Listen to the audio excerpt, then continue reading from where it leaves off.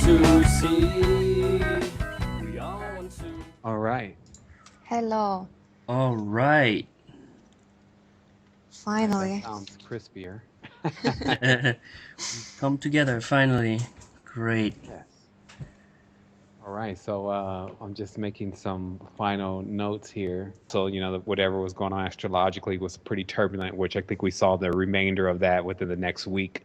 Yeah. Yeah. And also I was in a real transition period with what I know to be going on, and how that's impacting and affecting us. And so I was actually still in the middle of that ingestion of knowledge. So Mm-hmm. now that I'm over that hump, and definitely I've stabilized more within the last 48 hours even, I think it'd be a good time to really come at this with a really clear picture of what everyone needs to know. And the real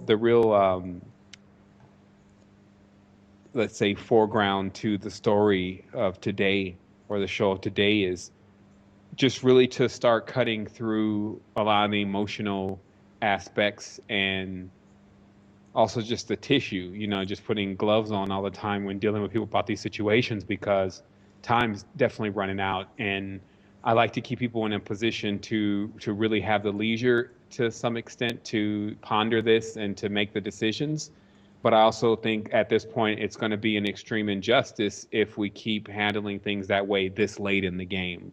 Seeing that, I know you guys have been on for years now, and obviously who's greater? It's for years. And still, to me, the overall status of the community, not so much as the people that are just starting to figure out what we know, but the community at large, is really in disarray. And so I would really like to address some of the more prime suspects, if you may, and targets in this whole thing that we're dealing with when, getting ourselves free from Earth's dominion and the cabal. So, yeah. Yeah, absolutely. I mean, we were, you've done this great work with the Keymaker series, that we just wanted to kind of touch on and tell, oh man, what a huge work that is. Certainly something you want to go back to and re-listen, because it's just so packed with what you channeling, what you're coming up with. And that paired in that crazy year of 2016, where the energies are really off the charts, and it doesn't seem to stop, and everything is moving faster, including the matter. Now it's not just the thoughts, everything is catching up, matter and mental activity. And it's really coming to a cycle now where you either work with these energies, or you're lost at some point. Yeah, exactly. I'm super juiced up. Like I got that. I'm just really being more relaxed today, so I can transmit the message. But also, I got that super energized. So it's almost like I'm not using a lot of power, but I got a really high reserve. So that should be able to allow us to, really start piercing through, some of what I know people need to hear now, in light of what's going on right now, what's going on today. And just because people, if they're listening to this, it means that they need, they need the pointer. Yeah. And then that's okay. Like at this point we've gotten even to a level where when we say, well, I listen to this person, or I follow this person, or this is my mentor, that's even now coming under criticism by the community. It's like, oh, you're not supposed to be following anybody, you're not supposed to be listening to anybody. And it's just like, it's getting overwhelming for a lot of people to grasp the oxymoronic, double tongue, paradoxical aspect of the New Age movement and supposedly spiritual knowledge. So I think that what can really clear a lot of that up is just for people to be who they are. Because how they say, well, you need to be who you are. And but what if you're this great being? And then what happens when people begin to feel threatened, and society begins to feel threatened by that great being? And in addition to that, I think that the freedom of speech is one thing, because it's more of like, okay, we'll give you this so we can take away something greater. Because the freedom of action is not allowed. So we get the freedom of speech, so you could say whatever you want, but you can't do whatever you want. You can't go making changes, because that's when you're gonna rub against, what you've been talking about. So in this, I want to talk about a lot of those double binds like you kind of jump out of the frying pan into the fire. People stop believing in one thing, but then start believing in something that's still directly tied into the same thing they stopped believing, but a little bit more intense. So those kind of things. So I'm looking to definitely drive around. I've kind of started my recording even since we got on the phone, so we can even use some of this as the beginning, because I'm sure people are going to know how do we launch off. Yeah. But traditionally, I guess we can do whatever you want to do to open up the show. Um, I've been recording too. Okay. But let's just do a formal welcome, Seven, to our next Sure. show. This is our third time together now? Fourth. Fourth time, uh, Wow. which is great. This has been such an energetic year for every one of us. We're really coming together here now and seeing it evolve in a way where, wow, it's going so fast, and it's really if you put your mind to the matter, it's manifesting in such a fast way. We've seen you with your key maker series, which is an awesome pile of work.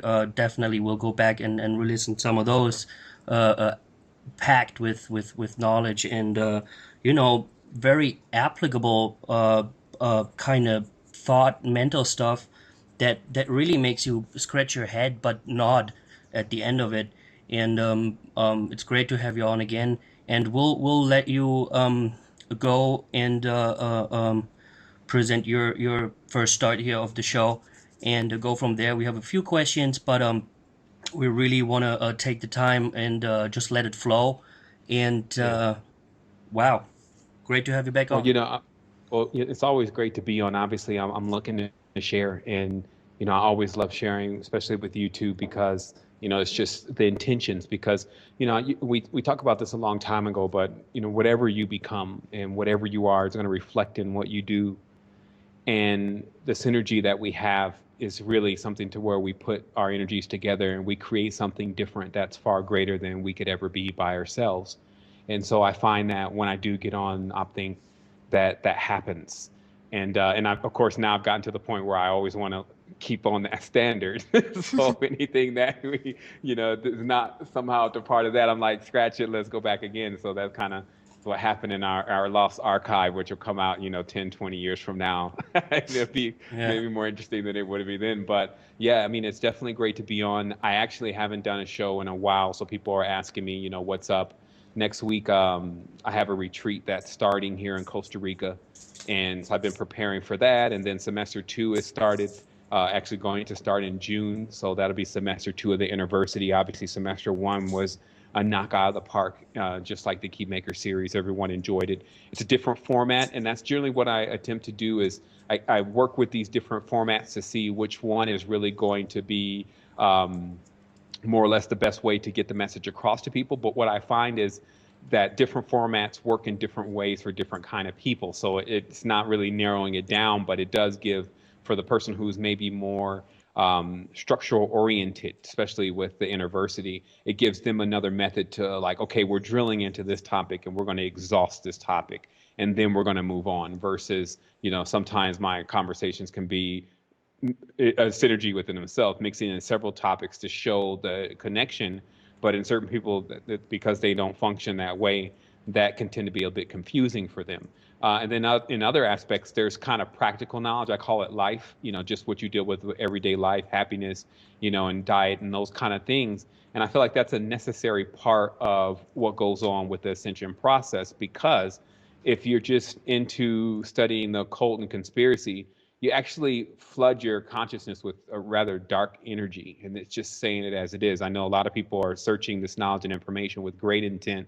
They want to help others. They want to find out the secrets, but we have to call it like it is. When you read something about, mass genocide or, entities from another realm that are diabolical, and you start to process that in your consciousness, no matter how much of let's say, light being, if you may, that you are, you still now have opened the door to a darker energy. So it's necessary that that be balanced out. I'm not telling a person at all to stop doing that, but I'm saying don't let it pull you into a point where you're completely isolated from society.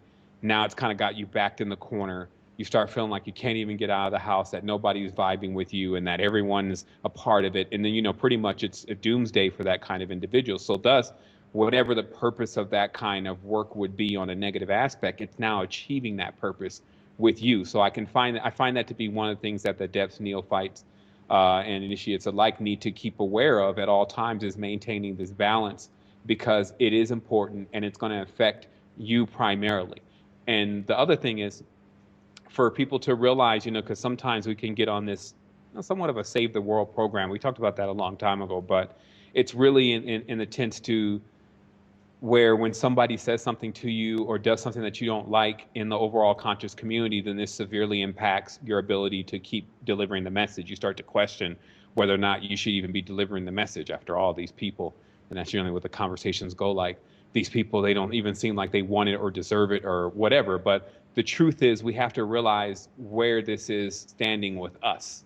This is not about everyone else. Primarily, this is about you. This whole process of learning information and distributing knowledge to others and assisting others with compassion is actually all about self, because it shows you what you're really about. Are you willing to make the actions? Are you willing to stand behind your word? And especially if in the past, if you have a history of just, I don't know, just doing stuff for the college, or working out at the gym, just nothing to do with spirituality and consciousness, you still have to put some work in. So I advise people to start thinking at times when they're melting down over the overall attitude of the communities at large. But hey, remember, this is still about you. This is about you creating that legend, because in every aspect, if you learn how to motivate yourself, then you never really have to worry about yourself letting you down.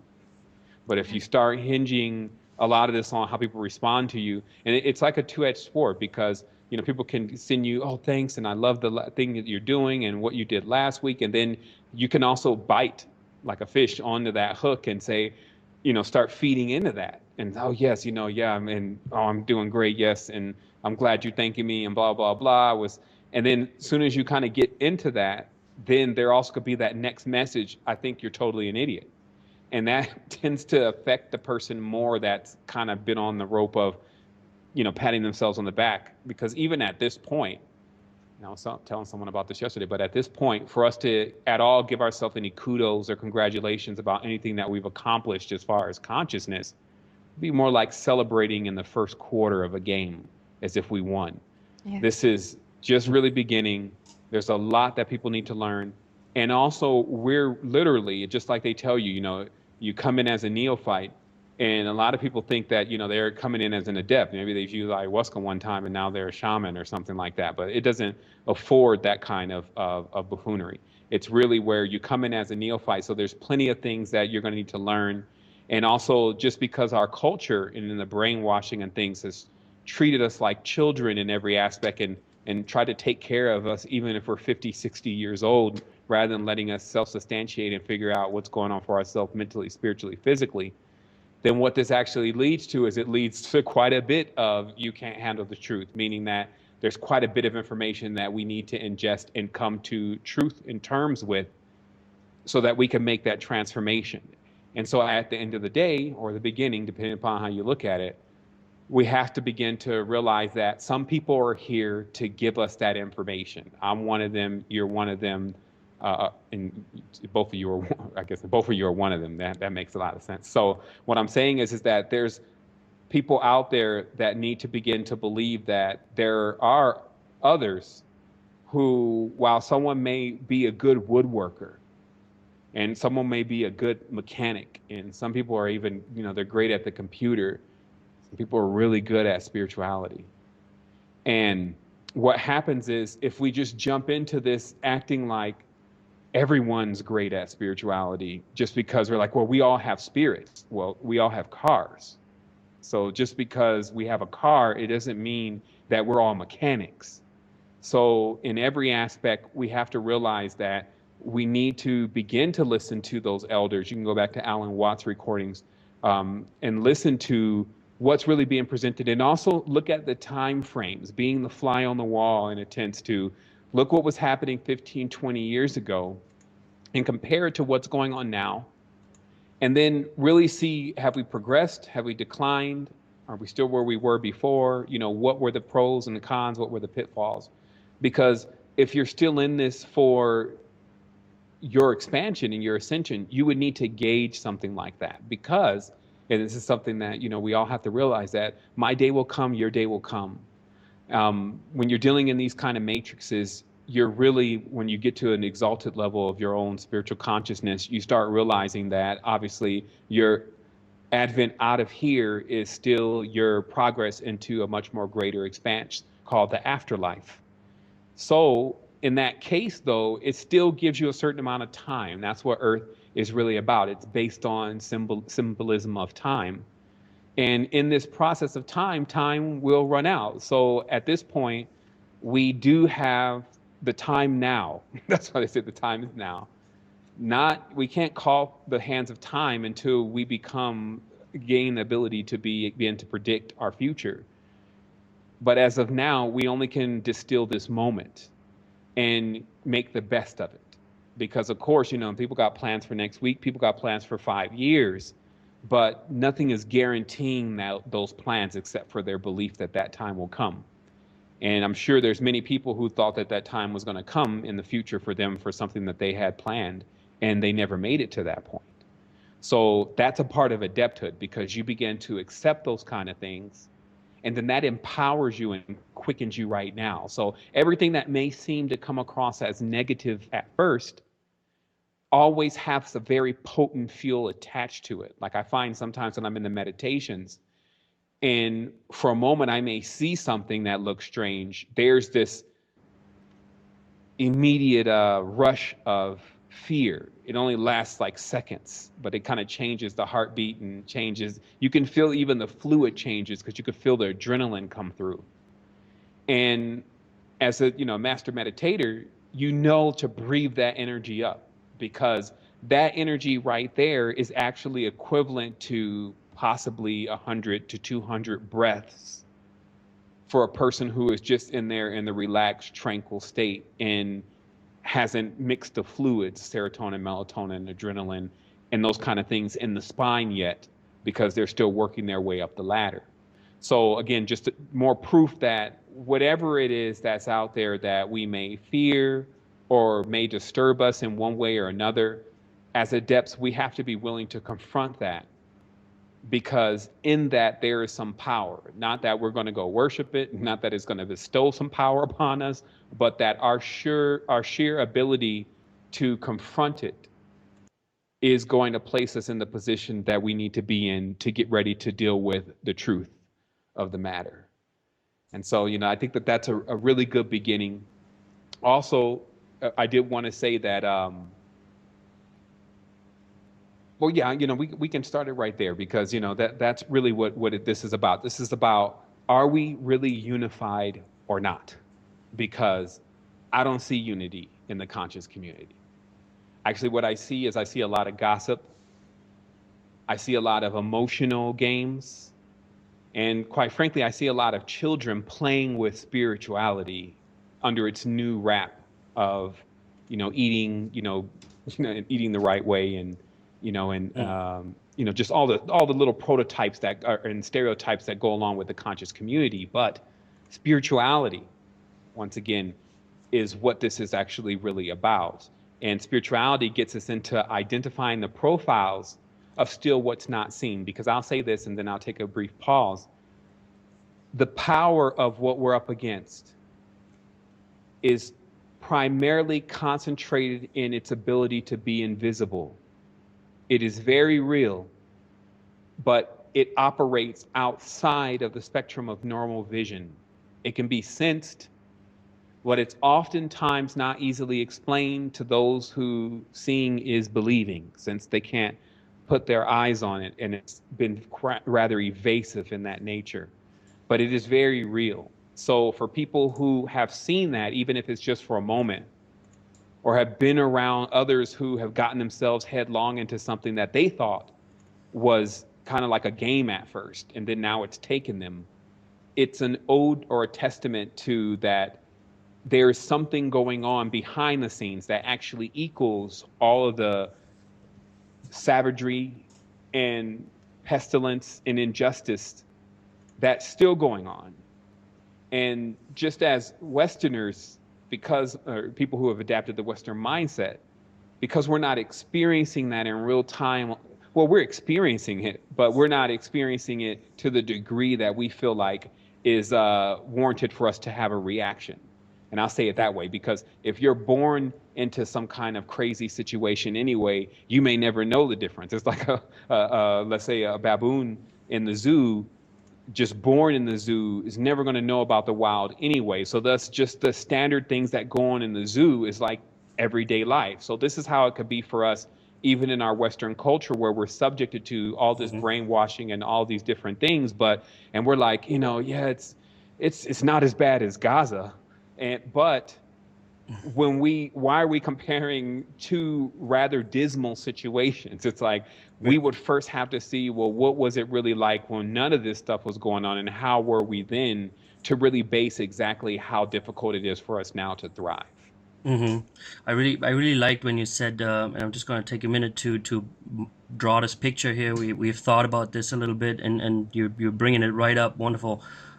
When you said, people have been starting to go into that space and start to meditate, but it's not mixing the fluids. It's not bringing that mixture up. It's not releasing it. It's not expanding and relieving and spreading it out. We're in a state where we're still compressing and preserving and keeping these feelings down low, even though we've, Yeah. poured it into the soup. We're all like tasting the soup. But there's one picture that we saw, and that is kind of explanatory to that. If you look at the Giza power plant, if you look at the Giza pyramid, and at the blueprint from the side, yeah, we Yeah. see that the light goes into these shafts, and they're at the angle, and they meet in the middle. Okay, everybody's seen that picture, or many, and then take that and hold it against the Pink Floyd cover where the prism breaks into the seven rays, right? But that light there on the Pink Floyd cover is not coming from above. That comes from below and breaks down below. And that is exactly what you were talking. We're preserving it. We're keeping it down. We're compressing it. We're not going through this depression just yet one on one, where we have to, build it up in our own power plant, go through the depression, which means expanding. When something depresses, it expands. We grow into that and mix it then with the light that, yeah, light comes from above. So that angle in the pyramid is the right one. And for some strange reason, the Pink Floyd cover shows it, from the bottom back to the bottom. And that Yeah. is, it's obviously the angle it falls in, and gives us the chance to depress that. Yeah, and it's just because there's a lot of cryptic references to.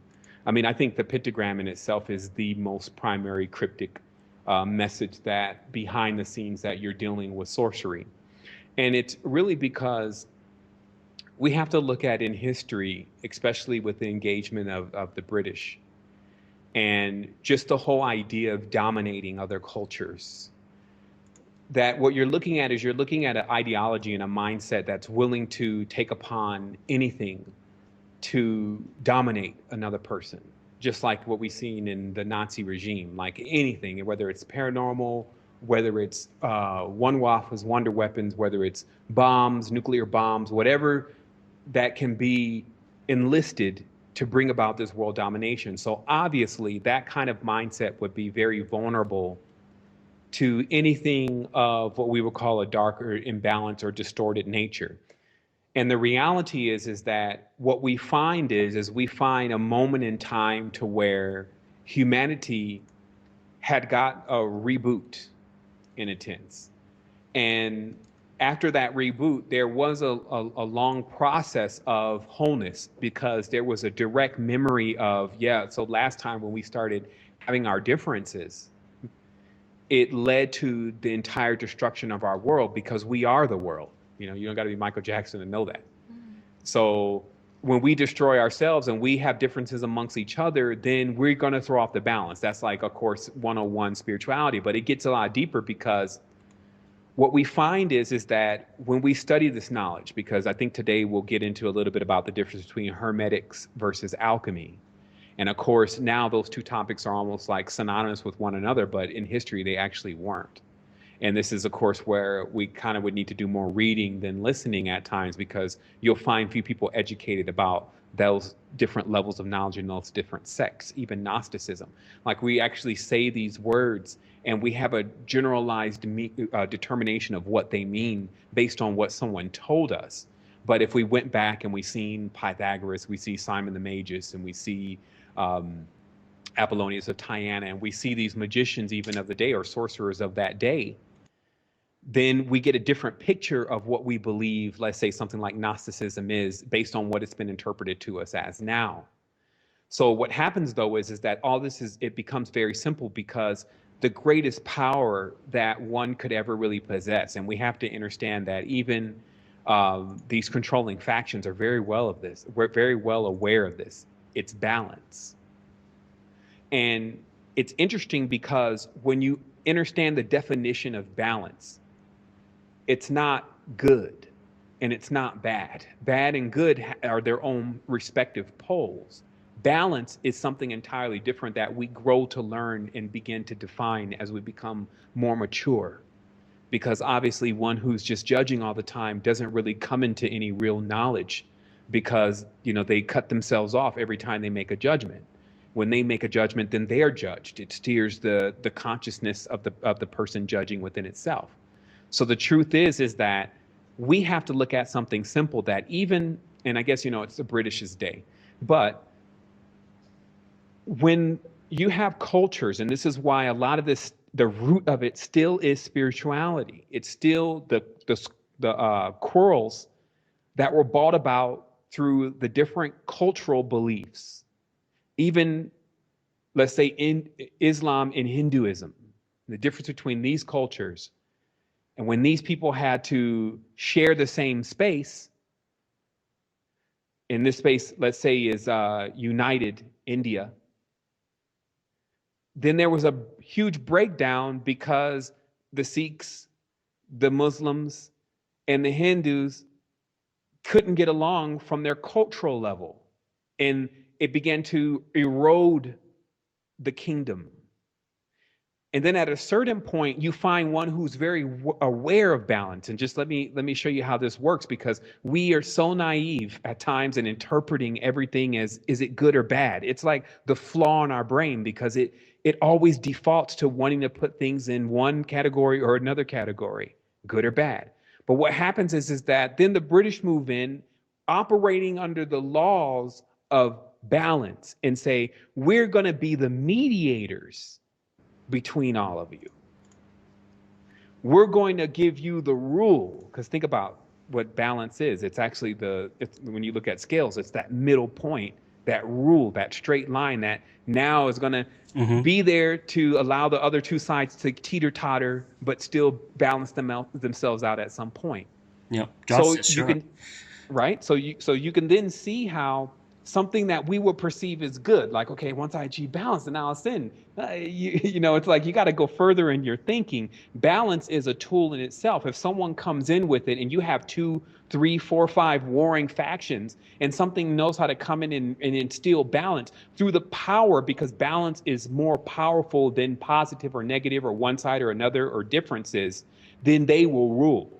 So we see that happen in India and Pakistan. We saw that happen in Mesoamerica with the tribes fighting the Aztec, the Teotihuacan, and all those different places. We saw in North America the Indian tribes, or the Native American tribes, going to war with each other, the Blackfoot Indians and the Cherokees. We've seen this in Africa, or Akibulan, where you've seen the tribes of the Zulu begin to war with the Ashanti. Like, you start seeing that when we start having all these differences, and when we're not unified, then we set ourselves up for an external power to come in that's just waiting for us to begin to enact that whole process of differences, so that it can come and then become our ruler. And how this is happening, because this is happening now in the conscious community. So when you study history enough, you can see the new thing, being affected by the old thing. Because in the conscious community, because everyone's so divided about And let's see whether we should be vegetarians or whether we should not, or whether this guy's really a Mason or whether he's really not, and maybe he's lying. And, again, there's all this gossiping going on. This person believes you shouldn't be using names, but now you're using names. So now they want to take their community away from where you are because you're wrong. So then what moves in is a force like Baphomet, because then that becomes the ruling force that says, oh, but here's the rules. And I'm going to bring this balance. And then some people are thinking, well, isn't that a good thing? See, that's the trick. That's the programming. The mind defaults to say, was that good or bad? But time is going to go on and things are going to play out and you're going to see a back and forth volley. So it's not good or bad. What you're going to have is you're going to have a new system that attempts to emerge in, acting as the balancing component between people's spirituality and those that are hungry. Because remember, I've seen a lot of people that they're still so hungry for this internet fame. They've only bought it into the spiritual arena, that when they're really propositioned with the mindset of the same thing that we pledge to get ourselves out of, then they begin to adapt that. If they're told for one moment that, hey, you're the one that's supposed to be in power, they call it the Messiah complex, then they will adapt the same thing that supposedly years ago that they said that we didn't need to do. So what I'm advising people to do is to start thinking of yourself in a nucleus and what kind of energy you're sending out and what you're doing, because that's where it stops. Like I was thinking about this word gossip today.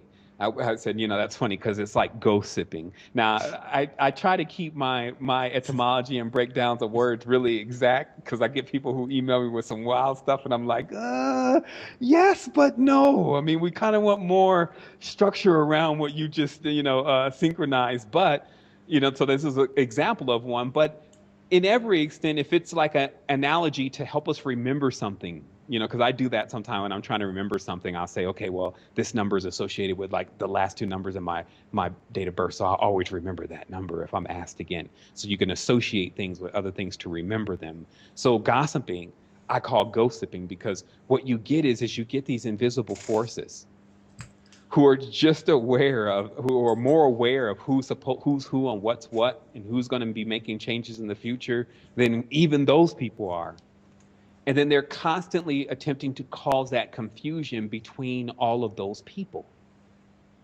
And it keeps up and it keeps going and it keeps us divided. So that's the beginning of the conversation today, is the big question of, are we unified? And because we're not, what is that ultimately going to equal for the community at large that is attempting to expand in this realm of spirituality, when we're dealing with entities, which we call spirits, that are actually invisible to the naked eye, but operate in the person's consciousness? And have we firewalled our consciousness so that way when that urge comes along to cause some kind of dissension, or to find some kind of difference between one thing and another, rather than finding the unifying components, or even, really doing the work in working on bringing the connection, like if you find a difference in something that someone believes and it's just completely out of line, I'm sure if you go to that person and say, hey, here's some information that I found and here's my own experience with what you're talking about, and I find it to be a little bit different than what you're talking about, that's love. You see what I mean? Like if you're going to talk to somebody and you really want to help them, not you want to make them feel that you're more powerful than them. I always get people telling me, well, I know a person who has more experience than you. This is still like, my dad can beat your dad, and that kind of aspect of looking at this, because it's not about who's greater and who's smaller. It's about whether we're going to make it out. Yeah. Because all of the playing, all the back and forth volleying going on, it's gotten nowhere. It's been 5 years now. If we were set out to do what we said we're going to do, we would start seeing major changes now, not awakening people to information of things that they can do nothing about. I can't do anything about a flat earth. You see what I mean? I can change my consciousness. I can change where I'm at in that whole aspect of things, where I'm at in my being. But I can't do anything about the military industrial complex. You see what I mean? Like if I want to go down there and march and tell them they need to shut that down. You see what I mean? Or if I do, I probably will spend my whole life trying to do just that, maybe to get one base closed down. And at the end of the day, 5 more will pop up. So we have to ask ourselves, are we really working at the level that we should be working? Are we beating our heads against the physical reality? Because that's what they call a materialist. Even a person who's looking to manifest some kind of spiritual phenomena into the physical reality was known in the times of the let's say the greats, the Therians, as a materialist, because you're still looking to make something happen and manifest within the physical world, which even a lot of people get into the astrology, they get into sorcery, they get into magic, they get into manifestations to make things happen in the physical world. And again, there's nothing right, nothing wrong about this. This is the easiest way to be balanced. There's nothing right, nothing wrong about it. I'm just observing the whole phenomena. But the truth is, how do we progress beyond the physical plane? Because that's where we're going. Like if we have to like research what we're supposed to be doing next, then it would be when we're entering into that non-physical, that non-corporeal. What are the mechanics and what are we going to be encountering there? And is there any hints here that give us more of an idea of what that may be? And of course, the answer is yes. So what I got here is, it depends on if there's any more questions. I really wanted to run over really briefly. And this is going to be a bit rough. It's going to be like a rough draft. But you remember, I got to try this out on somebody, meaning that it's got to come out and then it's going to get smoother and smoother as it keeps coming out. It's core truths, but it's so difficult to get your arms around, trying to translate it. Let's just see what happens. I can't say it's going to be a bad translation now, but I'm giving a disclaimer that I got to explain something that is a little bit more difficult to explain than the last thing, if that's possible. And that's just, of course, if we're ready to go into that, because I think that at this point, we're really going to need to get on the same page about history and herstory, right? Because there's something that we start to begin to realize right away. And it's that when you start studying the past, and there's a lot of manipulation that goes on just between the two components of the male and the female. Because there's always an agenda to make one seem to be worse than the other. There's the judging. And in the observation, what you start to find is that if we just put polarity labels on it, a female would be a plus and a minus, and a male would, let's say, be a minus and a plus. But both of them would contain both aspects of what we would perceive as male and female. But the issue is, if we perceive female as negative and male as positive, as the Indo-European cultures did when they usurped the matriarchal societies, then we get into this whole weird conundrum, because we start to interpret people, live human beings, in the aspect in which they're not cast in. They're not just negative and they're not just positive. They both contain both poles. And in fact, the only ones which we'll find are the ancient ancestors that truly were able to embody that positive negative pole without showing a gender difference in the physical realities were the first ones, also known as the androgynous.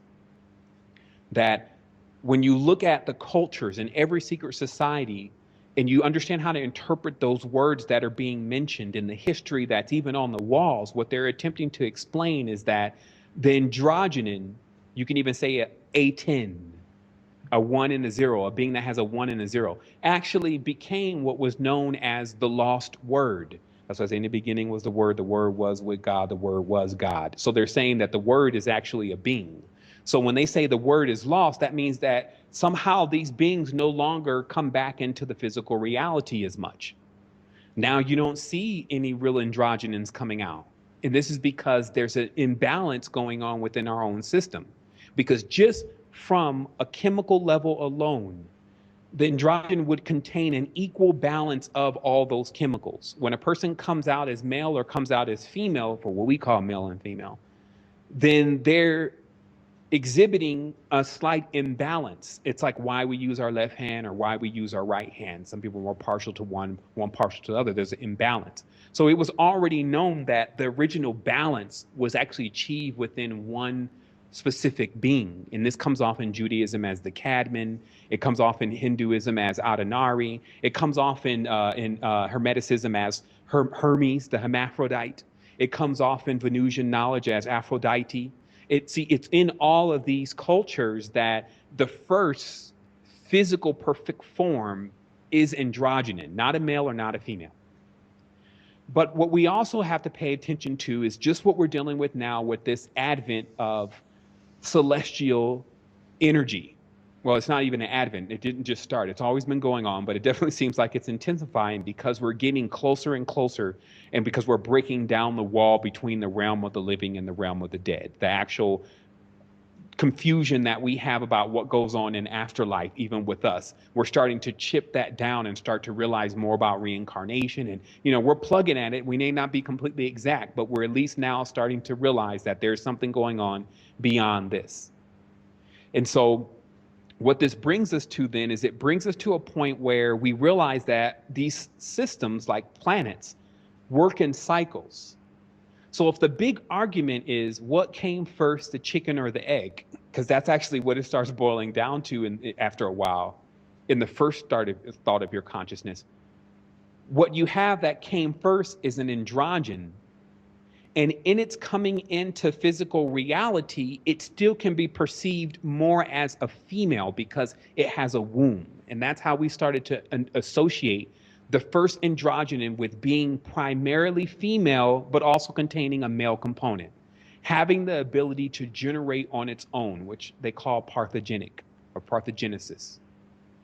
So what we also witness with this, because this is a major key point to everything that you're ever going to see in occultism, everything you're going to see in movies, everything you're going to see everywhere, is this hidden war that's going on, because that initial androgynous being containing a womb was also vying for its position when it began to produce more life, meaning as more physical life forms came out, you had these male or female polarized entities coming out. And when we pull away all the money and all the distractions and all these different things that are put in front of us now as being valuable, when you're talking now, you're ancient now you're up there's writing on the wall, hieroglyphs, there's big pyramids, there's, folks floating around, there's vimanas, there's dorje rods. When you put yourself back in that setting, the only thing that's really of power is having the ability to continuously come into these realms. And that's actually what even the Tibetan Book of the Dead and the Egyptian Book of the Dead really entail, is actually how to maintain a body in the spirit, in the physical reality forever. That's why there was so much time and attention and put into the embalming process and keeping the body preserved. So that way, when the spirit left for that moment, it could return back to that body and reanimate that body. So the only other way then beyond that to get back into the physical reality was to come through the woman's womb. And so that also was significant to the power, that there was power in that womb. So this is why later on you start to see, and Jung talks about this, especially the Indo-European patriarchal mindset become extremely threatened by this womb, because to them, it's the key to getting in and out of physical realities. It's the key to immortality. And because the male doesn't have one, then an agenda launch for the male to actually get one. And this is what you start seeing in science. Actually, it goes as old as Akhenaten. It's even older than that. But the process of it's embodied within the Church of Christ today, where Christ is the male, but the church is the female. The wound in the side of Christ is really his vagina. One is to suckle from the wound to sustain themselves. And, you see in the literature, the Gospel of Thomas, the Gospel of James, you begin to see in the literature the actual, even statements like, if a woman is to enter into the kingdom, she must first become a male. You start seeing the stuff that they moved away because they were like, if we show them the true art of sorcery, because that's what this stuff starts getting into, then they're going to know we're sorcerers. So we just want to keep some of these watered down books, Matthew, Mark, Luke, and John, and we want to get rid of Thomas. We want to get rid of James. We want to get rid of the Apocryphon. We want to get rid of these books because it reveals the identity of what we're doing, how we're going to basically replace Mary. And that's why every Mary in the Bible is actually speaking of the same person. There's not Mary Magdalene and the Mary the whore and the Mary this. They're giving you the aspects, all the aspects of what they perceive about the divine feminine. And in this, even in the text, as it says, they're going to attempt to make Mary male and then allow Jesus to surround Mary and become the new kingdom. And then Mary would just exist within that kingdom. And sure enough, just as we see in Christianity, Mary is not the centralized figure. Jesus is. But even deeper than that, you know that this is happening because, especially in the Kabbals, because, that's funny, every time you see a male take on a position of power in the world, they always have to take on the feminine attributes. They must put on the dress. For a judge, it's the robe. Yeah. For the Masons, the apron, right? And then they must put on the wig. That's Parliament. And if you really start looking at it, it's like a long list of things that they do in order to take on or actually try to usurp the role of the divine feminine. And it's because the first systems of knowledge, which is the knowledge of Ma'at, that was ever on the planet was about the planet, the cosmos. It was mainly about the planet, the moon, and the sun. Just what you can see, like the little stars, that was like extracurricular knowledge. That was when you really graduated and you could actually project yourself to figure out what was going on. The largest celestial bodies were the primary bodies studied. And so through that knowledge, through the knowledge of Ma'at, which is alchemy means the blackness. Al means the, Chemi means black, the study of blackness. It's why we get chemistry, mystery. All these words all say the same thing, the study of blackness, because it's a knowledge that's purveying everything, that we come from that womb.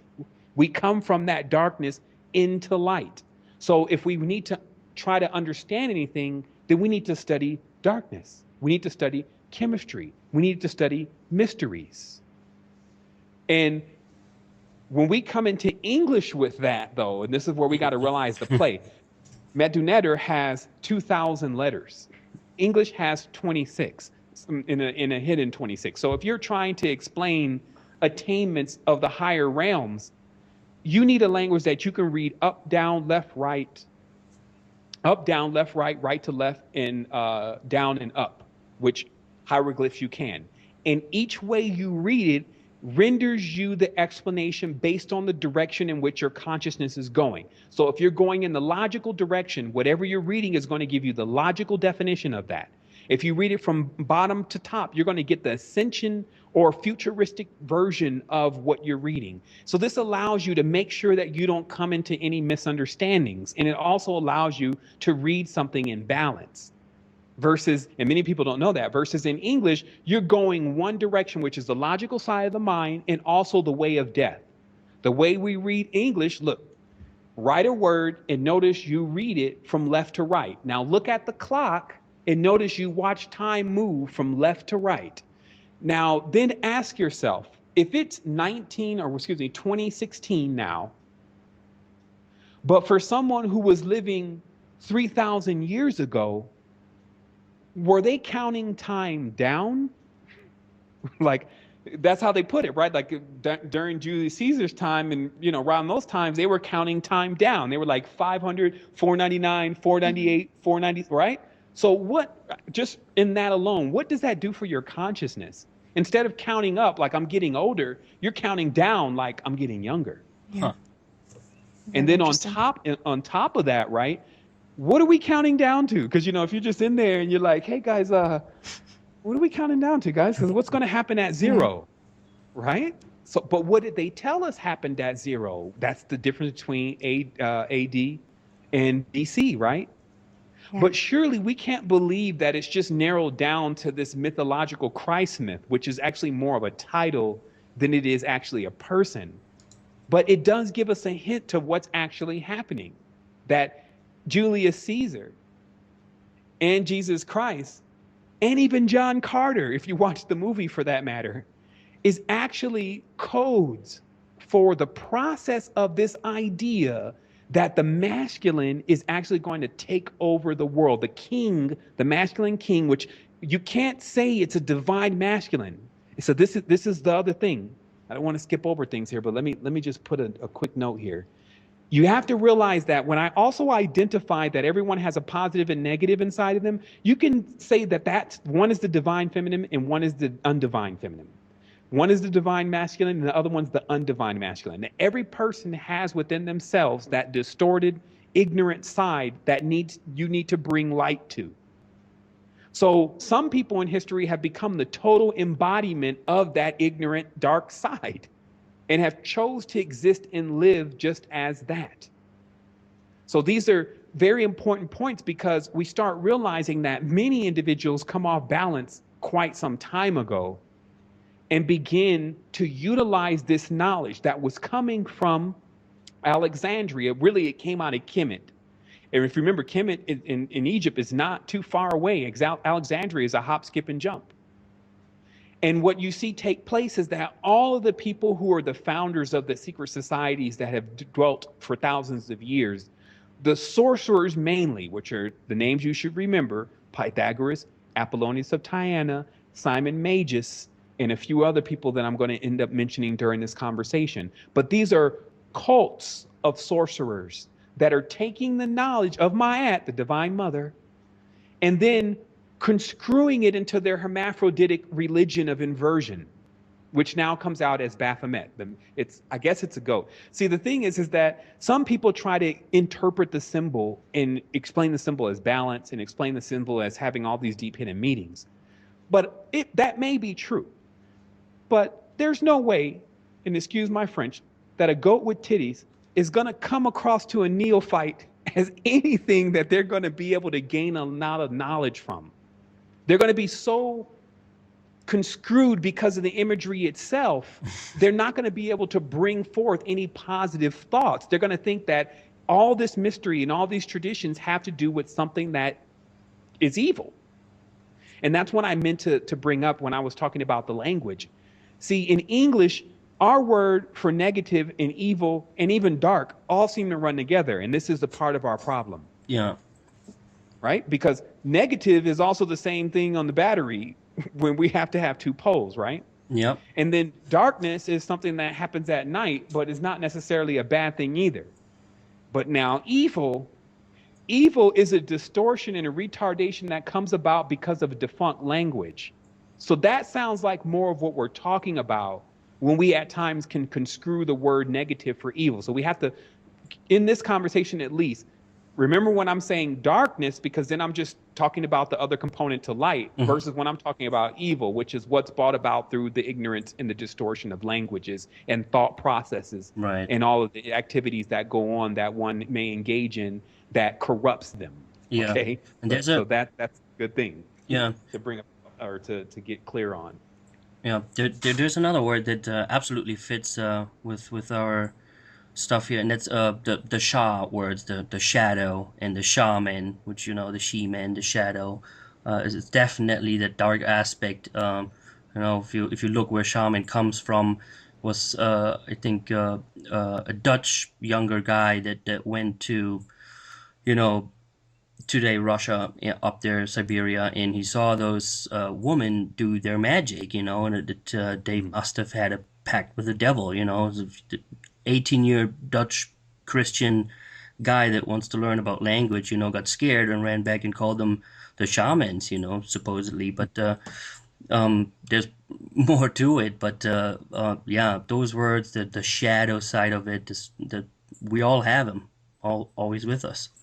Exactly. And then the other thing is that we can never get under the impression that studying any of this stuff that we call spirituality is just going to be all butterflies, unicorns, and rainbows. which happens. We've gotten to a point where we feel like that if we're studying this knowledge and we found the right knowledge, then it's actually supposed to accompany something that's very fluffy and lovely. And that's our own interpretation. What this is really getting into is it's getting into the operations and the mechanics of how worlds are built and how spirits are what they call the transmigration of souls, the balancing of the world, or actually in this case the transmigration of spirits. You can't even have an identity for what's called the soul because it's nameless. It doesn't fit into any conformity, and that's actually what is allowing us to keep going and have this perpetual existence, because nobody has figured it out. Because just like I was saying before, about, it's just like the male who has this, this woman he meets and he's totally enamored by her. But the more that he learns about her and the more time that he spends with her and the more that he gets from her, the moment that he thinks that he has her figured out, then he becomes disenchanted. And now he wants to go and find something else that stirs that whole thing up for him again. And that's an instinct. We need to think about this. We do this all the time. We do it with even other objects, toys, electronics, our job. At first, it's like, man, this is going to get me somewhere. And then, 4 weeks later, it's like, oh my goodness, I need to find another job. So what happened? One became disenchanted. So the thing is, you can never become disenchanted by the soul, and thus it can never be identified.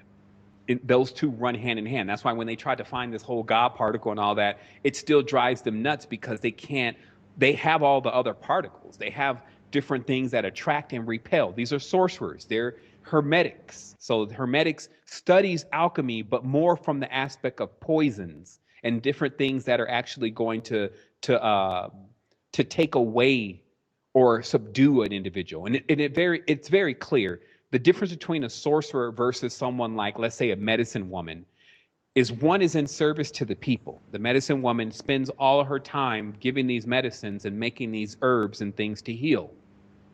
The sorcerer wants to be served. So all these kings then, and this is what people need to realize, all these kings, all these presidents are sorcerers. I don't care how strong their craft is or how weak their craft is, they still fall under that definition because they want someone to serve them. And that becomes a simple manipulation of energy on the astral plane, to where the person's energy, rather than recycling with their higher self, which is basically left them here as a seed to grow up and continues to resonate as a connection until they do so, is being interrupted by something who wants to siphon and funnel that energy into itself. So we should be very clear about that. And then the other thing that we should know is, during the divine feminine cycles, everything is about pleasure and abundance. I'll say it again. During the divine feminine cycles, everything is about pleasure and abundance, because if you're on Earth and the divine feminine cycle is in its climax, there's so much fruit, trees, singing, songs, dancing, curves, waving, vibrations, and happiness, and all of what you can embody the divine feminine as, because I think every male is familiar with the divine feminine. So all of those embodiments are what's really in play. So when you get these distorted masculine cycles, now it's scarcity, now it's money, now it's a challenge, now it's all of those things that we dislike the most, which is what's happening to our world now. So for me, it's not about jumping on one side or another. I'm just an observer. I can't jump on sides anymore. I already know that game. But I don't want to live in a world that lives on scarcity, because I see what it does to the organisms that live in it, and it's sad. You start to watch, I don't even got to explain it, but you start to watch that back and forth and that grinding go on, and the spite and the hatred. Now, remember also that what this causes, because I'm not saying that there's not a distorted feminine, which is the Lilithian force, or the Lilith. And that comes out more, though, and it's entertained. Like even, the horrible, I couldn't even watch but a couple minutes of it, but Beyonce put out a documentary called Lemonade that pretty much, if you ever had questions that they were in the cult or not, you definitely know now.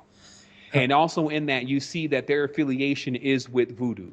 And you also see that voodoo surrounds itself by a negative, dark queen, who is the embodiment of a woman when she is abused by the divine, or excuse me, the undivine and distorted masculine. Yeah. So I think everyone's run into a woman who's gotten out of a very bad relationship, and the man was at fault, and she was doing everything that she could, and then watched what she turned into after that. So because all these energies are very real, even for that woman, that energy starts to appeal to her, that distorted feminine. See, they're no good. See, they're trying to take everything away. But also remember that the goal here is not to go from one side to the other. The goal is to remember, before any of these cycles started, there was an androgen.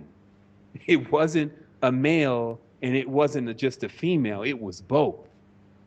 So the back and forth volley that we're dealing with now between the masculine and the feminine forces are being regulated, arbitrated, if you may, by these so-called powers that be.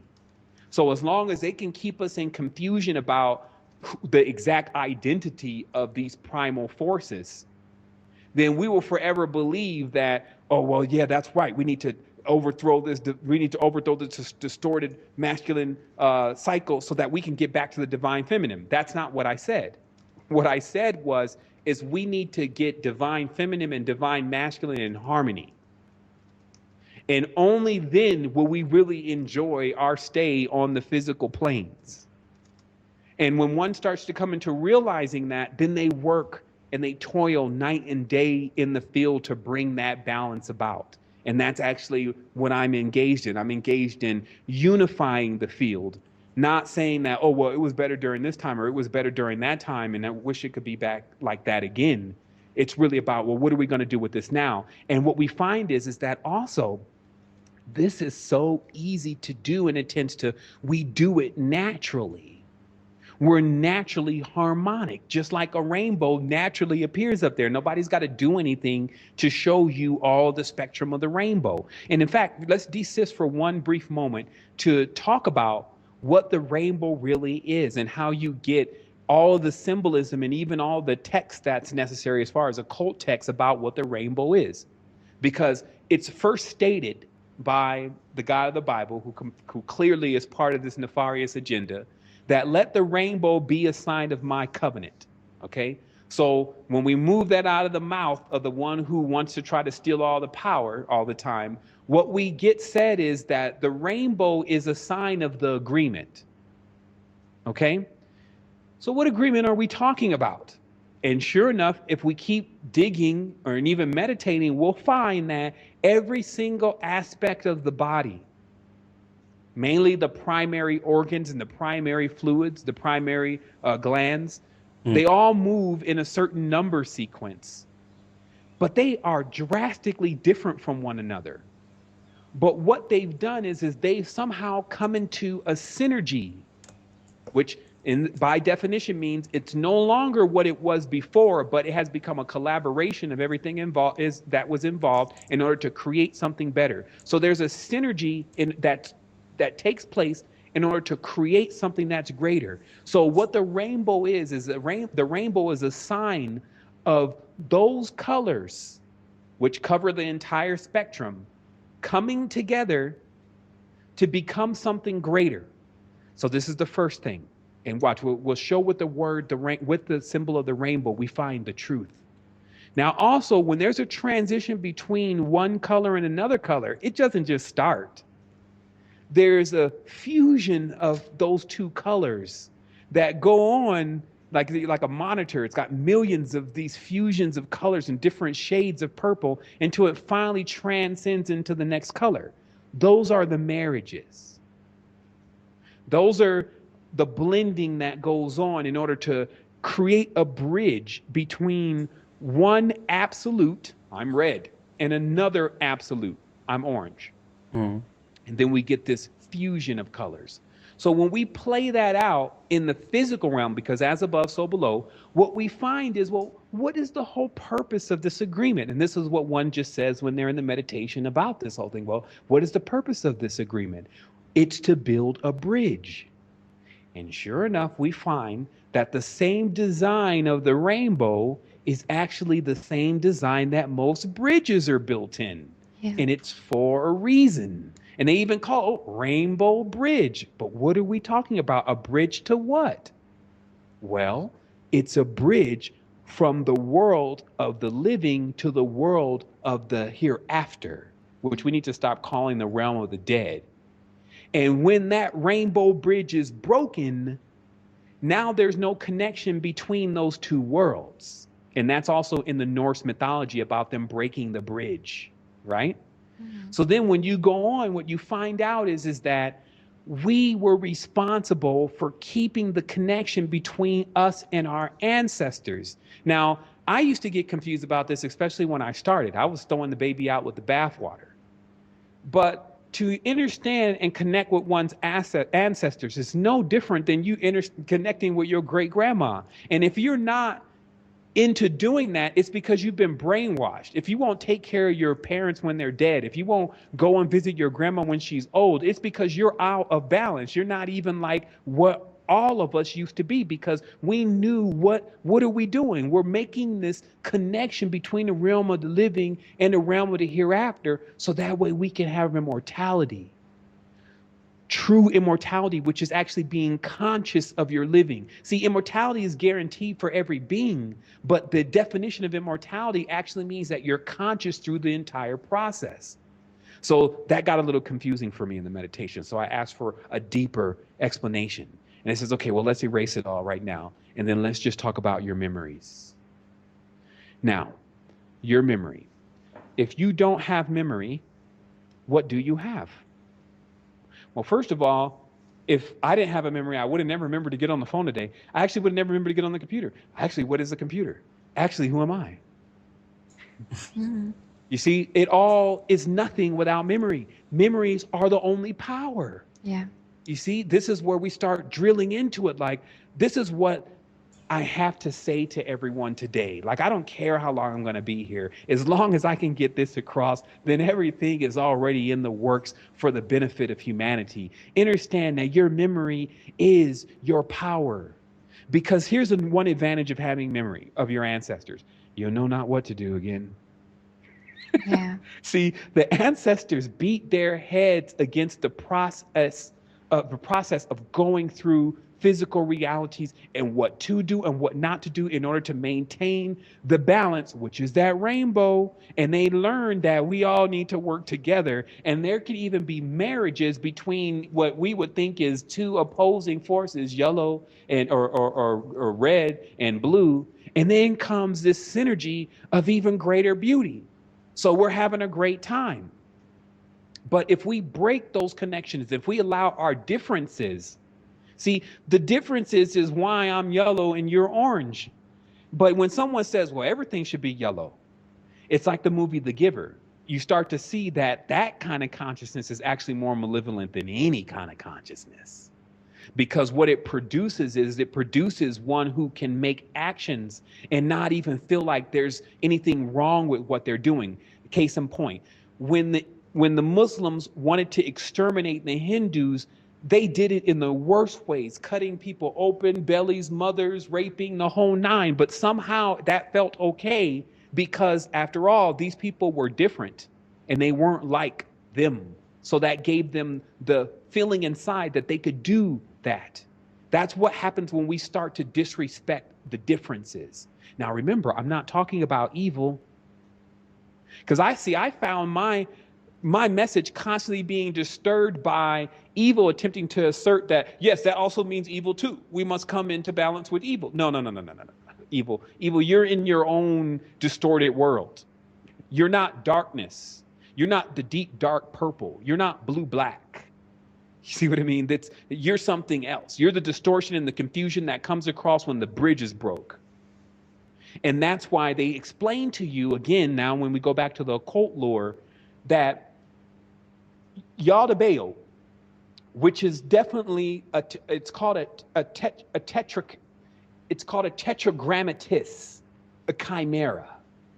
What it means is that in the attempt to formulate this male womb that I was telling you about, that there came forth a creation from this male womb, male aspect first, and that is the God of the Bible. That is the one that is in the whole. I mean, it's obviously anti-feminine in the Bible if you didn't check it. And in fact, when you really get the real books, it talks about circumcision is actually not just to cut the foreskin. Circumcision is to cut the entire penis. And then the man is to be made an eunuch, meaning that he's no longer to engage with women.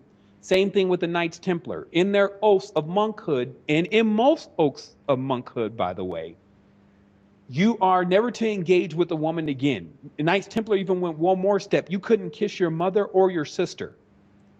So what we're seeing is clearly what I'm explaining, that something is back there attempting to sever the two forces. Woman is then seen as negative and corruptible.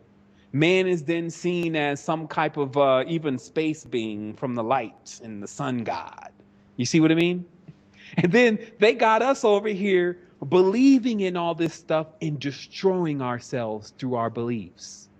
If there was anything truly right about it, I wouldn't even be on the phone today. I would be having a great time in our balanced world with our bridge. And then I would be connecting to my ancestors for thousands of years ago and not acting like I'm totally disassociated with them.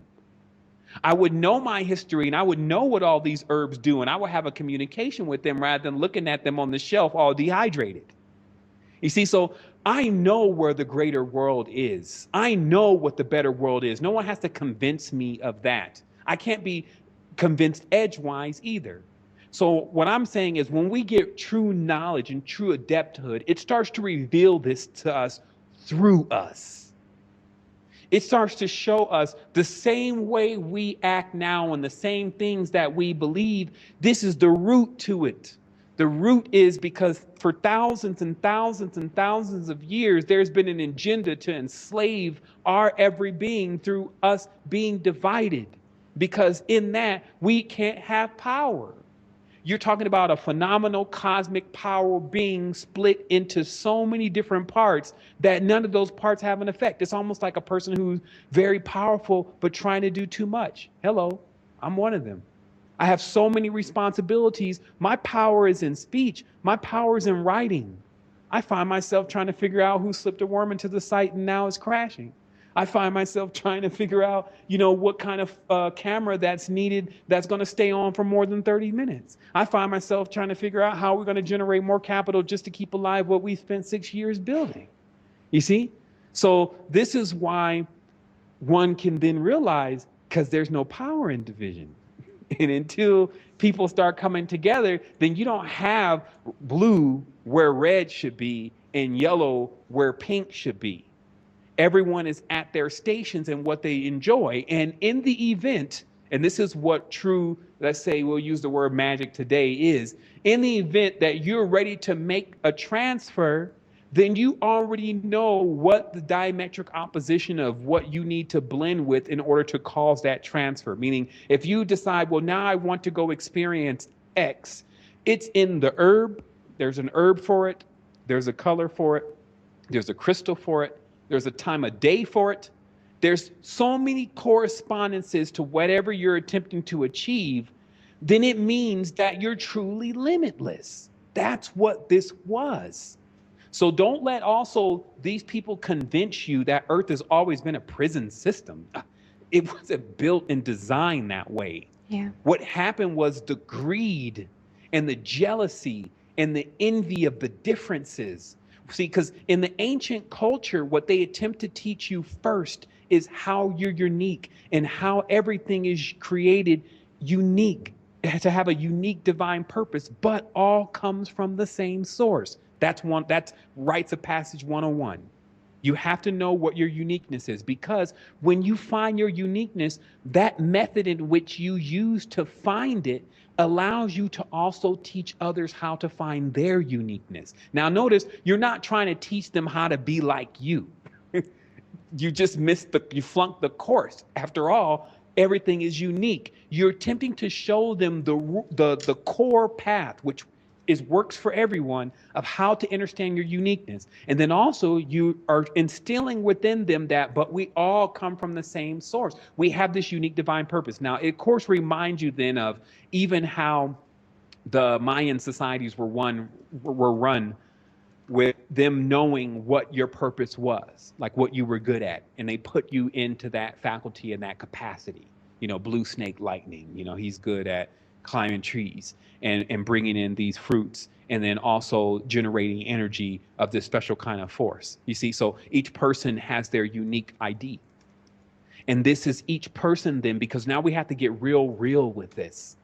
Each person then being in themselves a part of the chain that is expanding across the abyss, that is allowing us not to fall in it. See, right now we're falling in the abyss. Our bridge is broken.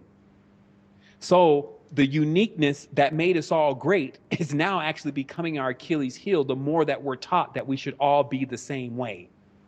You see?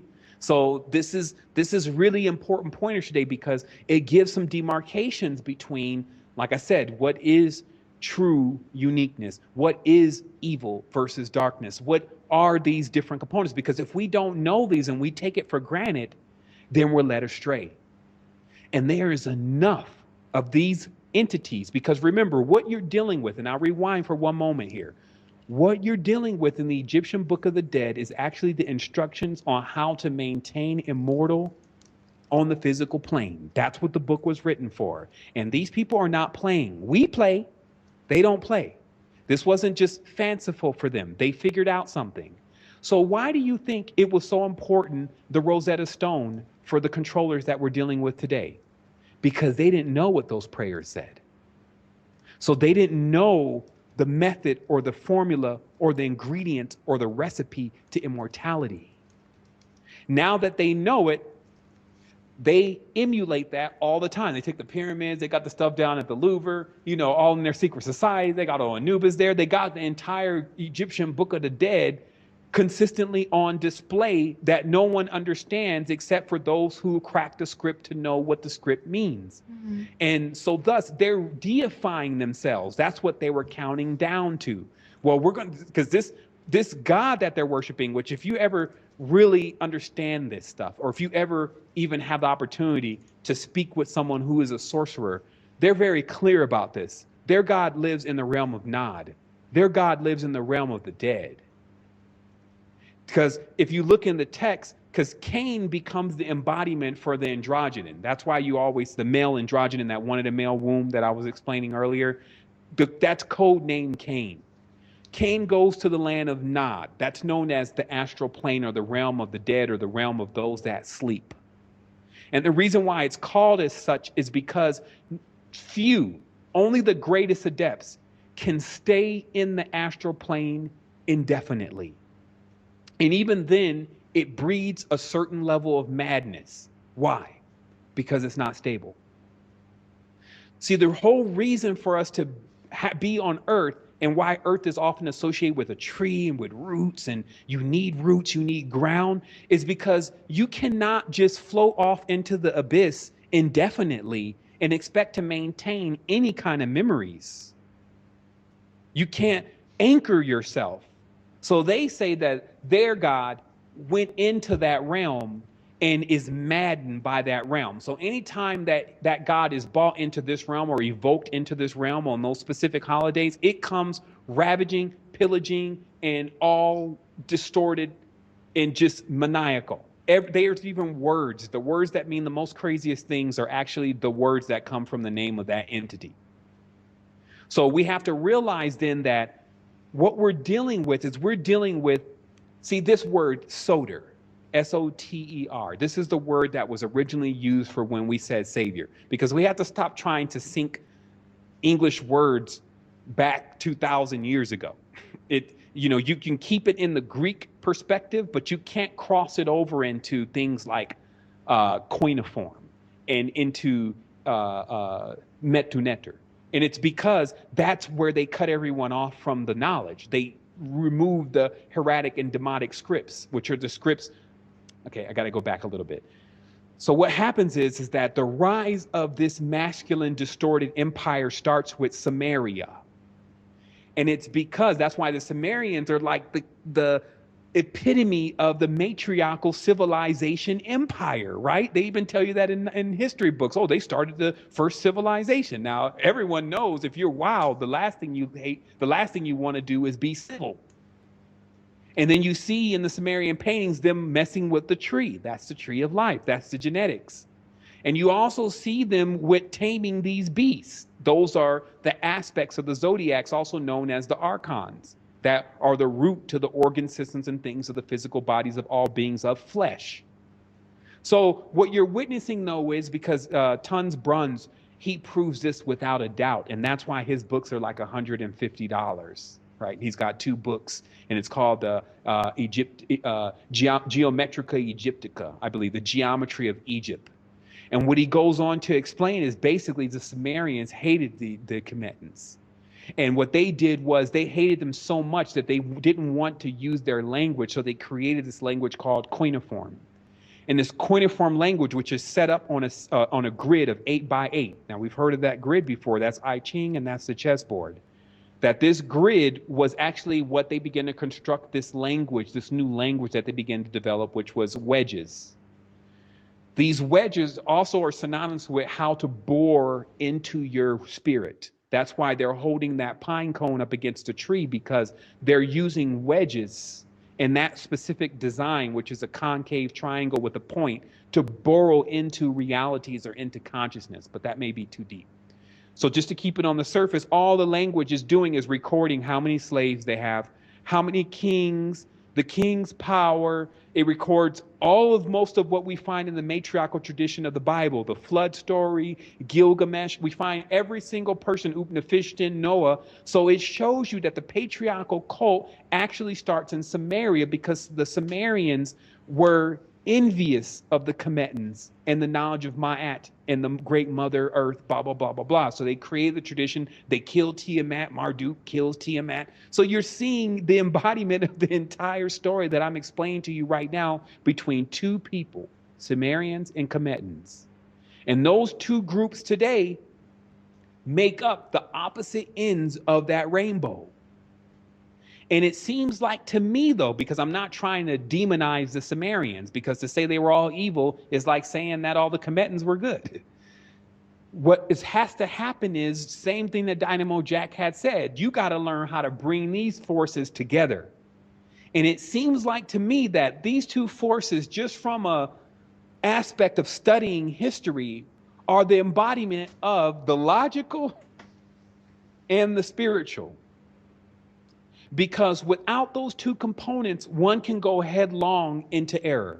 Meaning that even if you don't have that check and balance system and you're going with the flow, you're probably going to end up in a short period of time in the hands of some evil person. Meaning that you're like, okay, oh yeah, brother, whatever you want to do. Oh yeah, let's say that. Let's sing that. Oh, okay, yeah, let's go there. Okay, let's pray to this. Oh, that's what you want me to do? So if you're just with the flow, which is also a symbol of the divine feminine, if you're just with the flow and you don't have that, wait a minute, but why are we doing this? Which is the symbol of the logical masculine, like I need some instructions and I need to know where that came from. Then you can come off balance. You can put yourself into a situation that you're not prepared for. So now fast forwarding, see how I had to explain just the history of what was going on with these 2 back and forth superpowers. Is the word Soter, which is where I left off, meant savior. Okay? So any character like what we call Jesus was known as a Soter. But the interesting thing is when you really study this word, because it also means to deliver, the deliverance, safety, preservation, this is a Soter. But the identity of a Soter was always a demon, the spirit daemon of a cult. Like basically what it's saying is any tradition that came forth always had a focal point, something that they were trying to point everyone to. In Christianity, it's Jesus. In Islam, it's Muhammad. In Buddhism, it's Buddha. In every tradition, there is something that they try to point you to concentrate all of your power. Yeah. And that becomes known as a daemon. And that word does not necessarily mean something positive or something negative, just something you should observe. And because it gets life, because we give it life, that's why even in certain texts and scriptures it says, you gave me life. It says even that God breathed breath into other forms. Who's God if it isn't man and woman? We can breathe life into other things. It's even deeper than eidolons, which are like when we think about things really heavy and then an energetic form is created. This is different. This is devotion. This is worship. This is praise. This is honor. This is what they call the sevenfold spirit. The sevenfold spirit is all the things of the greatest character that you can emit from yourself to another. And that's why they call it a devotee. Because when you give all of those essences, which seem to also correspond with your 7 organs, correspond with the 7 fluids, the melatonin, serotonin, etc., when you give all of that into something else, it becomes animate because you've given it life, God. So this is what's happening. So the big play is that we push our power into something else. It becomes more powerful while we become weaker. And then the more power we push into that, the less power and connection we have with ourselves, which is our ancestral lineage. And then the less power we have to give to our ancestors. This is like some people always spend more time in these church and these temples than they ever spend at grandma's house, than they ever spend with granddad, ever. Yeah. Even with their own children, they spend more time in the church and praying and on their knees than they spend with their children. And it's because their power is being drained and diverted. But notice how, because I know you two are on to this, but notice how all of this is done without the slightest bit of realization that this is what's going on. Likewise, here's another deeper thing that we mentioned during the last conversation, but we can't neglect to mention it during this one. And it's that, so remember, this cult that we're talking about, which makes up these soders or daemons, it's a wand or torch that keeps being passed from one person to another. And this could be Constantine the Great. This could be the immortal Charlemagne. This could be Alexander the Great. Generally, whoever it is has the great behind their name, and they generally want to be served. This could be Jesus, the King of Kings. It could be any king or any lord. Generally, anyone who wants to take upon that title. Because in the ancient setting, if you were to become the leader of the tribe, first of all, generally there wasn't a leader. What there was elders.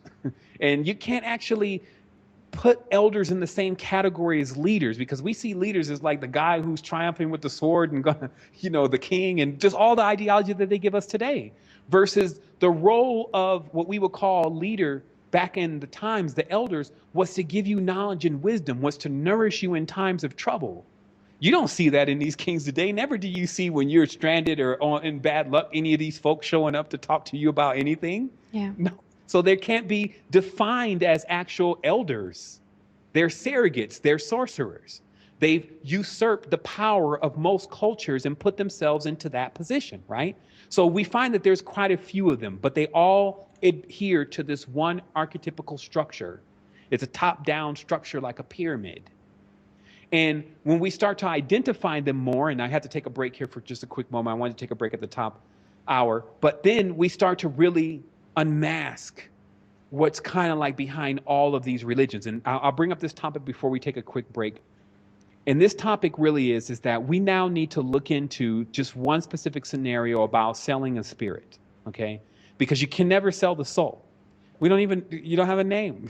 If it doesn't have a name, then it hasn't been created. So from that level alone, what exists within all of us can never be pinned down or sold, or someone can take it or whatever. Now, somebody can fool you and make you believe that such things could happen, which is a whole different matter. But in truth, the soul cannot be even put into a bottle, can't be identified, okay? But you can sell your spirit, it turns out. And people need to be aware of this, because many people are selling their spirits, and they just need to cancel those contracts and get their spirit back. Because this happens when they go out and they delve into these different kind of belief systems and these occult structures, and they do things that bind themselves into it more, like the rituals and the beliefs and the baptism. All this stuff is designed to tie them in more, just to create memories and reference points to where the person feels like they can't get out of that structure. So And generally, the more people are involved in it, then you have the 100th monkey syndrome working against us. Okay, because we always talk about this 100th monkey syndrome in consciousness, that one day that all of a sudden consciousness is going to start sweeping the land, and then we're going to have this 100th monkey syndrome, right? Hmm. But what if ignorance is sweeping the land and we get 100th monkey syndrome in ignorance? Mm-hmm. Isn't that just is viable to happen? Yes, it's 100th monkey syndrome is not just exclusive to good things happening, but for a mind that only thinks good, it is. Mm. And that's why we have to keep our minds in balance so we can get the other side of the story. Because what the other side of the story shows us is that, okay, let me give you a brief synopsis. So Baphomet actually ended up becoming the symbol that they're using today to explain to you this off-balance matriarchal hermaphroditic freak. And the reason is that you understand it is because John the Baptist is actually also the embodiment of Baphomet. Okay, and this John the Baptist was also Oannes. Oannes was known to be the fish god male who came from the sea and was associated with the Sumerian pantheism. Remember, I told you a while ago, because he gets another name in the Sumerian, but I said a while ago that, yeah, remember in Sumerian drawings, you see the guy, he's standing up there with the king, as a king, and he's got the fish on his back? That's Oannes. Wasn't that the guy that they said that came and taught them all their knowledge? But what kind of knowledge was he teaching? That was the cult right there. That's the cult of the Baptists, or the cult of the Baphomet, or the one who comes from that says he comes from the sea. Right? He comes from this ocean. He's coming to baptize. So what you start seeing in the metamorphosis of this whole process is that the Knights Templar, okay, so excuse me, one of the main portions of this cult is the relics. See, there's even an ancient saying that says that when we have the relics, we become more powerful. Our cities, meaning our powers, become greater. That's why they put these relics in New York. They put these relics in the Vatican, because through these relics are holding energy of people praying and worshiping them for thousands of years, and also the true embodiment of what they really mean, but then it becomes distorted and hacked. So one of the relics was the head of John the Baptist. What you see in the Bible was said to be cut off. See, this was the king that lost his head to the cherubim. And they said that that head, which kind of gives us the mythology of the crystal skulls, had the ability to prophesy.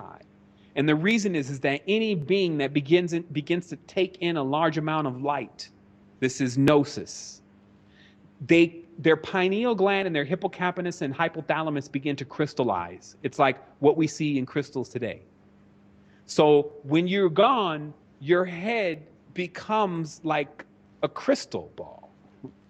And people can consult with your head. So it's sure enough, you find in ancient cultures, even all the way up until today, skulls being consulted for knowledge and information. But this one in specific that I'm talking about is the head of Oannes.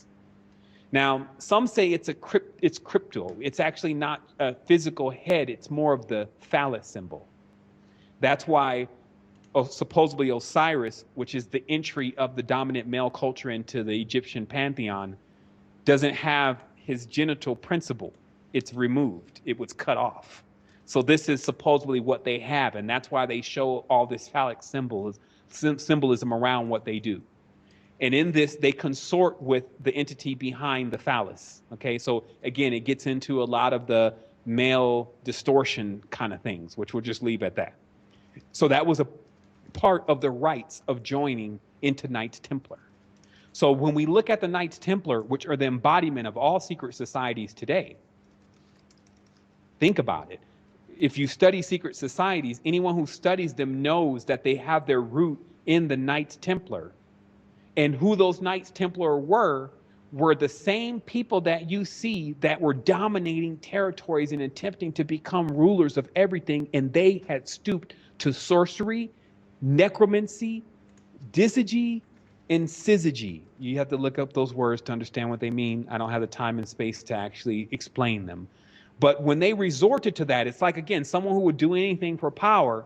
They had become under the persuasion of something that had already been cut off long time ago, meaning that this thing is just making a comeback. That's why we're experiencing so much turmoil in the world, because back in the day, me and you had already gotten rid of this thing, meaning we had already restored balance and killed the whole idea that there was going to be one that was greater than the other.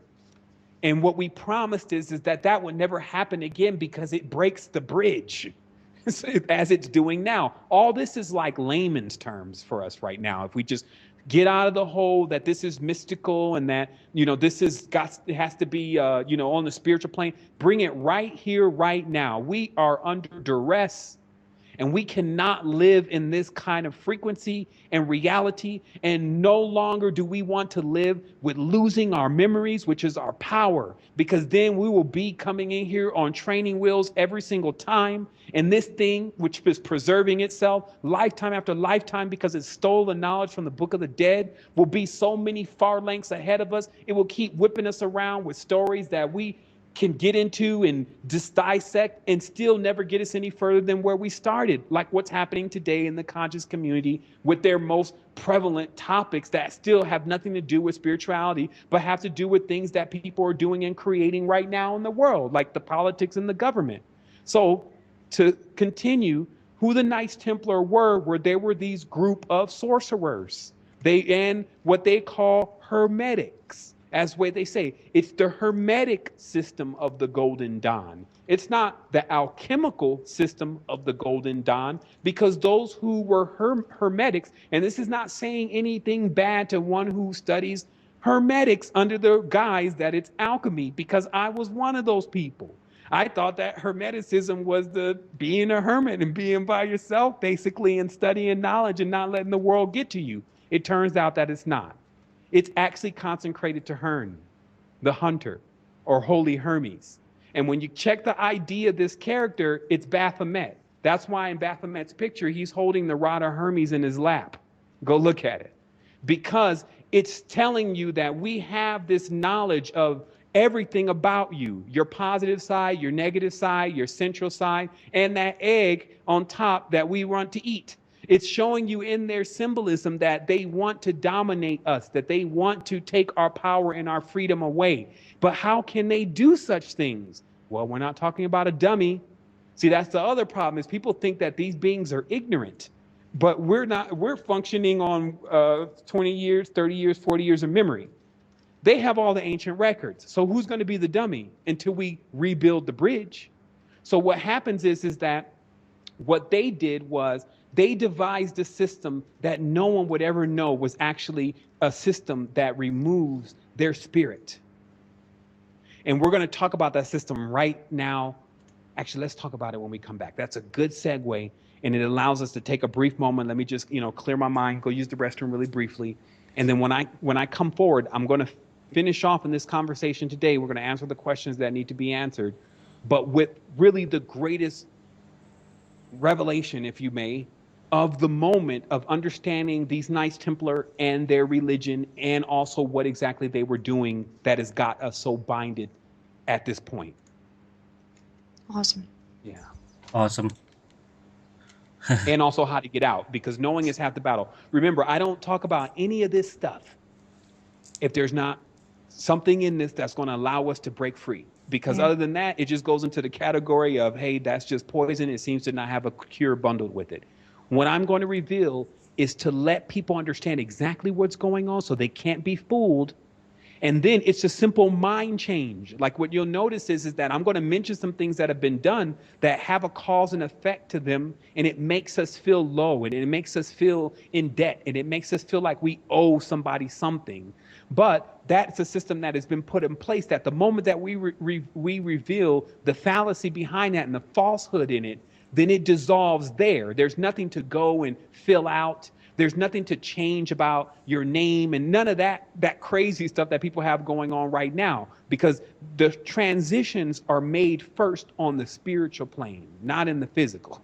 So the moment that you send from your mind, which is the closest to the spirit, when you send from your mind the confirmation of what you're about and what you know, then those changes begin to be made. So let's take about 5 minutes here, 10 minutes. And then when we come forward, I really want to drill into this. And I also want to say thanks for those that are listening. And then I, of course, want to say thanks to Christina and Stefan, for bringing this back around so that we can reveal this to people because, this stuff is like going through a minefield with 100 people behind you. Because you're walking over history, and then also you're also walking over some very uncomfortable parts of history. And that's, of course, and not to keep another conversation going on, so another thing people need to know is that the thalamus is what's really responsible for what we actually see.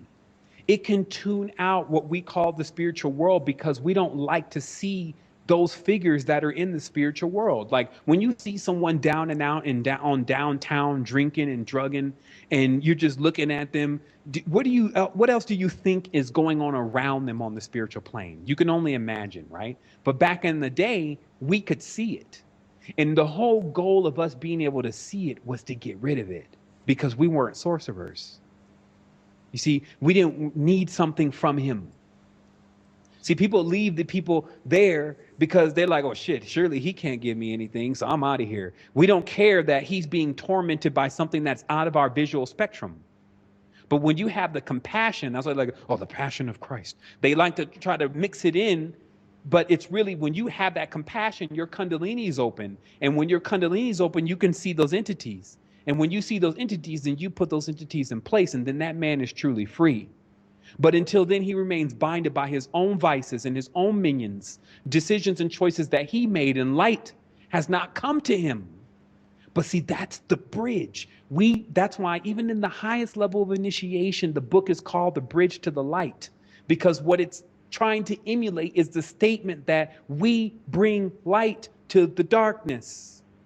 We toil in the field. The man, mainly as the gardener, his creation was in the physical plane to reap the burden of the physical plane. That's why he was made physically stronger, so the woman could keep up the spiritual plane, right? So the man's strength and physical strength is for him to be able to confront those entities that are still needing to be planted again and still need to be nourished again. See, this is not just about kicking some ass. This is about in destroying or killing something. This is about becoming a man and becoming a woman and being an adept. That's what this whole growth process is. And I wouldn't doubt for one moment that all of this stuff that I just talked about is happening just so we can do that. I wouldn't put it past the universe, because what I saw was so intelligent. I could not and I cannot believe that it's making a mistake. Yeah. You see, like it's not possible. And even within our own existence, we can start, when you start to feel yourself, you start to realize that, wait a minute, this is hypersentience. So could it possibly be that I'm interpreting things the wrong way? That all of this stuff is actually happening so that I can wake up. And what I'm waking up to, and I'll explain people the simple process, and I get into it a lot deeper in semester 2. But when we are planted here by ourselves, the process is done so that way we can keep the generation of perpetual energy in the system. The cosmos is a perpetual system. So we send a seed. When we send a seed, when the seed makes impact, it takes on the mark. The mark is our frequency, our tone, our vibration, or what you would call your name. That remains hidden for a while, meaning you don't have the identity of who you really are yet. And then as you grow up, as long as you grow up with the right fermentations and all the right crucible nature and the pressure and all of the stuff that's needed in this planet. Think about it. We got atmospheres, we got pressurization, we got oxygen, we got syzygy, we got synergy, we got all these different things going on just to create the right environment for our growth or our decay. Because behold, I saw the ladder coming up and down. I didn't see the ladder just going one way. See, that's the person that just wants to be good. They're like, well, the ladder's only going up. No, the ladder's going down. And the reason why you need that is you need to know you can mess this up. You can, by sitting on your couch all day or talking about people all day or not thinking that this is serious, totally put yourself into the position of disadvantage to where you're going to need the light to come to you in a while. But while you're in this position to actually begin to shine on your own, you've grown up to that level, take it all the way. So that's all I'm saying. So we're going to be right back, and we're going to finish off about the Knights Templar and their temples of their banks, and then we're going to go ahead and close today's conversation, if that's okay with you, Yep. Jay. Awesome. Wonderful. All right, be right back.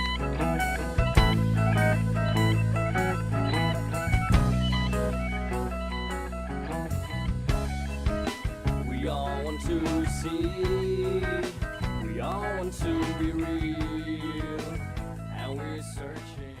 Okay, I'm ready. If there's anything else that you want to mention before we get started.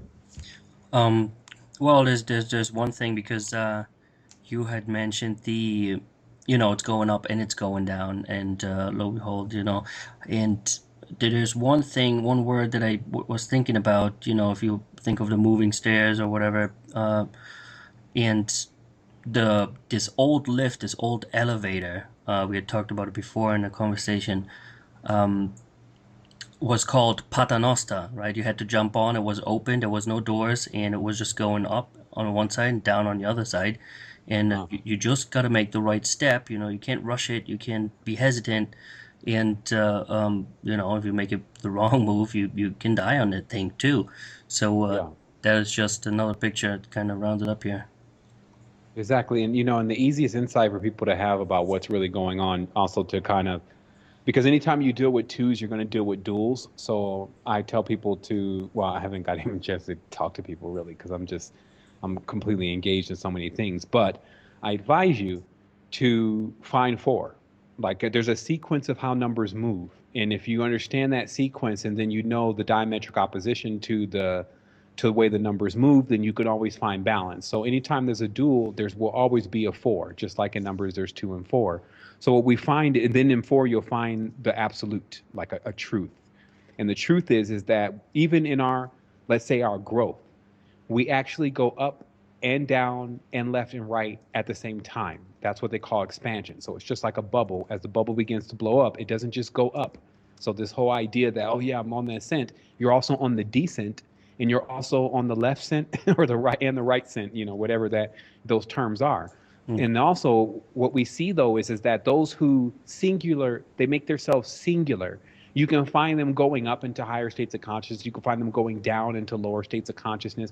You can also find them going left and right. And what left and right is actually through the hierarchical structure on the earth of the fleshly life forms, meaning animals and humans, like that whole range of, from elephant to zebra to dolphin that's called left and right. And that gives us the whole procession of time and the creation and the metamorphosis of the species. And the beginning would be a snake and the end would be a bird, and everything in between, because those two embody all the genetics to create all the other entities that are within the soup, as you called it earlier. And these things we'll find as facts. They're higher truths. So they confer their power to the cosmos, and they cannot be altered. And for one to step in the way of them, and also step in the way of anyone who's moving with them, will be in the effect of one who steps in the way of the sun as it's going through its procession. Good luck. So that's why if you move with that kind of energy and you move with that kind of knowledge and power, then it puts you into a whole nother perspective. And that's really just about the expansion of your consciousness and assisting others with doing the same thing. But again, expansion means to blow out on all sides. So because of that, the higher that I get, the more I know about the depths. That's how my knowledge actually continues to grow, is because as I'm expanding, I'm also becoming aware of what's down there. And this is what also makes expanding a bit difficult, because just as you learn something like this higher truth about not allowing your energy to be siphoned by soders and not letting Eve angels get in the way of your power, you also learn about that there is these entities that have actually done that and accomplished that, because anything that you can say has already been manifested. And they're thriving in the world today and doing that to others. And if it just happens to twinge in your heart, okay, because this is what's unique. If it twinges in your heart that that's not supposed to be, then by all means, then change it. Because anything that is in your heart is, you have to follow your heart with that kind of thing. So that's why I'm never going to be apologetic about what I've said about these entities and what I feel about them and what I believe people should do about them, because it's in my heart. And as long as I follow that, then I'll be fine. You see what I mean? Because I can't be judged. See, and we'll talk about that at the end of the conversation, and I'll write a note here, the judges, because it's about crossing this hebdomad. See, these beings that I'm going to name right now, which are people, they're spirits. These are all spirits we're talking about. Now, remember, the soul is not involved in this. The soul is everything. We can't ID it. So what happens is that the ones that are actually involved, they've been perpetrating this for quite a bit of time. And it's important for when we learn about it, for us to take this knowledge also as serious. So there's somewhat a disclaimer here before I start explaining what I need to explain. If you play with this, it'll take you out. Like I've seen a lot of people get taken out by this. Even right now, there are people that every time we say knowledge, they already try to serve darkness. So they're just looking for the words and the names of who they should go serve because they're still in slavery. They're in slavery from debts from lifetimes ago when someone gave them multiple life sentences. Meaning that when you get in front of a judge and a judge gives you multiple life sentences, does that hold across realms? That was a question that was asked to me. And in that, I came across an epiphany and realization that if we believe in these controllers and these sorcerers and their power, if we believe that their power is greater than ours, then it will extend across lifetimes. There's people that have been given those life sentences that even when they die and start reincarnating, feel like they still owe someone for what they did a long time ago. And they work in that system. That's called hooks. That's why in most of the whole system with dark magic, they even use symbolically physical hooks. So that kind of thing, we have to ID that. And that's why it's 180 degrees of knowledge and then another 180 degrees to complete the circle. If you only have one half, the good side, then it leaves you ignorant, the dark side. And so that's what people need to understand. In their ignorance, they're becoming darkness because you will constantly engage in things that you don't even think have anything to do with holding others back and be directly involved. Just like when people gossip, just like when someone comes to you and instead of helping your brother, you try to condemn your brother. You want to be greater than your brother or your sister. You want to be better than the woman, or you want to be, all those are the same ideas that come from the same root and source. So we have to realize that in ourselves, the root to all of our ideas, if they don't involve us connecting and coming together and building energy and connecting with everything that we really are and ever can be, because that's the only way we'll find happiness. So I'm not trying to run from here like I'm going to go somewhere and find happiness. Happiness is here now, and I have to obtain it, and I'm attaining it through this way of allowing others to break through the mess. So here's the story. Realize that sorcery is the first technology, period. I can't say enough about if you show up 400 years in the past with some of the stuff that you're running around with right now, they're going to worship you as God, and we'll read about you 400 years later because you're doing things like little people inside of pictures, little pictures inside of the thing, like, and there's people moving around in there. Is this some kind of magic? Even the mirror was the first symbol of magic for the ancients because it was amazing. I mean, geez, there's a reflection of something that's right there. Is that another world? Is that two places? And, you know, and even deeper than that, there's so much that we're forgetting, that the power of light, which Prometheus, the power of fire, these are all metaphors for, first of all, just like I was saying about memories, if you don't know how to control fire, you're going to get snuffed out by the darkness. The darkness is like, if you've ever been in a cave before, the darkness is penetrating. It's like you can have your eyes open. It just feels like it's going through your eyes and going through your being and everything. Darkness is a whole nother kind of energy. So what happens is in the light, you can start to identify the uniqueness within yourself. So you need these darkness in this light in order to become something. That's what it's saying. That's how things are created. So just still remember, though, bringing the fire is also gave us the power to push back things that would have destroyed us before we even got out of the seed pod. Meaning that even you could see the ancestors with the torches telling the woolly mammoth, look, we got to set up things here. So you have to understand that we all have ancestors. Those are the Neanderthals. So if we're taking the negative side or the distorted masculine or the distorted feminine of the ignorance of the seed level of our ancestors, and we're just placing that in our forefront and acting like that's all that they're about, then it's like disrespecting your family members and just agreeing because they did one thing wrong or what you perceive as wrong because you're judging them, then somehow you don't want to talk to them anymore. It's all the same thing. And when we create those, don't be upset and don't blame anyone when you find yourself cut off, because no one can cut you off but you. You flip the switch. So I want everyone to know that before I explain what I'm about to explain, for you feel like that these archons and all the rest of the names that you can give for them are so heavy that they're weighing you down. Because when you stop thinking that you're in debt to them and that you got to serve them, people are so in the brainwash service program. I get emails from people that have been reading knowledge for 4 or 5 years that we've been producing, still trying to associate with some name or something that they can say has power and that is now them.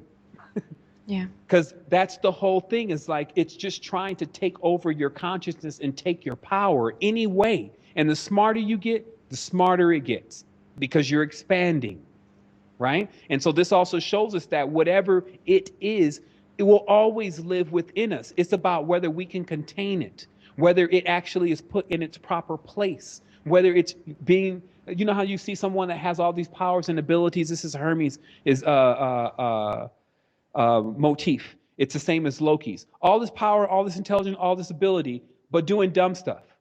That's why you notice in Hollywood, the jokers suffer the worst. The comedians suffer the worst. Even there's a sect of the masonry that's the court of the jesters. They suffered the worst. Even with the king, who's next to him? The jester. Even in the card, the Joker is the card that trumps all of the cards, but something's wrong with the Joker. You can look at that and tell. Look what happened to Heath Ledger. So these are real things. Anytime you can map it in the reality to be occurring, you can find the correspondence to it through the occult. Sorcerers are jokers. They're jesters. So what happened? They first started doing fake tricks to try to get people to believe that they had power. And this comes from people's incessant greed in wanting favoritism, long life, and prosperity when that's already promised to you. You don't have to engage that.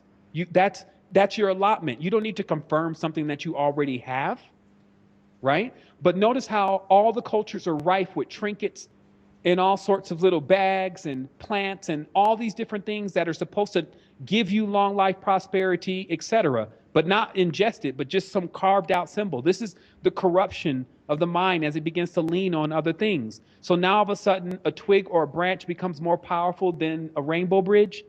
Where does that happen? Not to mention, if we start to believe that this little tree, this little branch, this little symbol has so much power, if somehow we're without it one day, oh my goodness, that means we're doomed, right? Just like that's how they played out their lost word scenario. They had the word to create everything and then they lost it.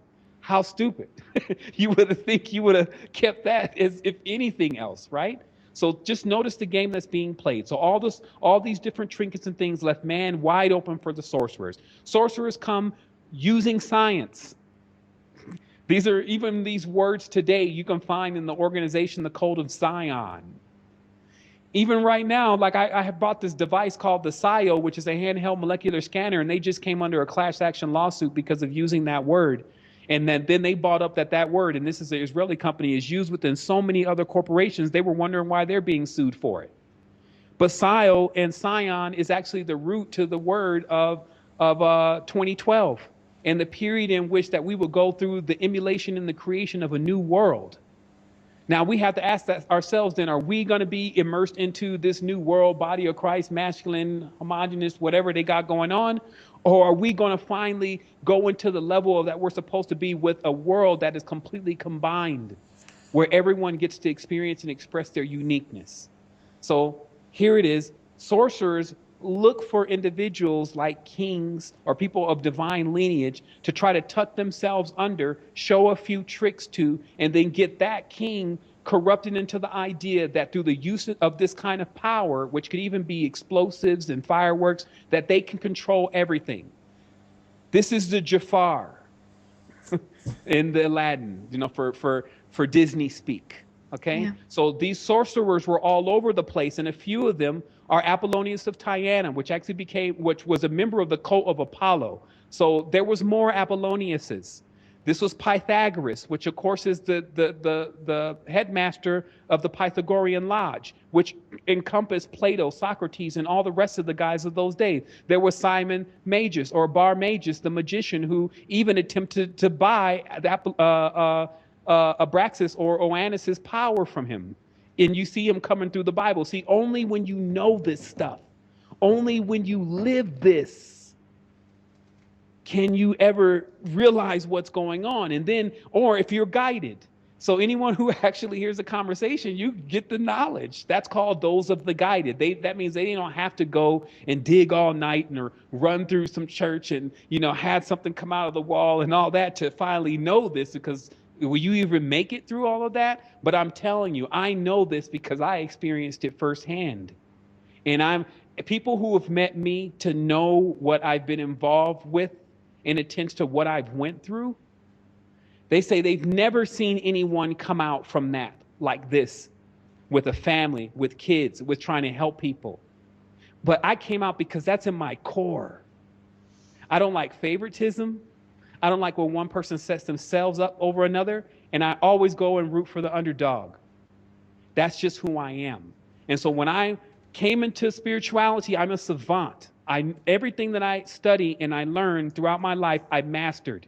So when spirituality got in front of me, I found myself quite up for the task, but quite overwhelmed about how many different integers were contained in spirituality.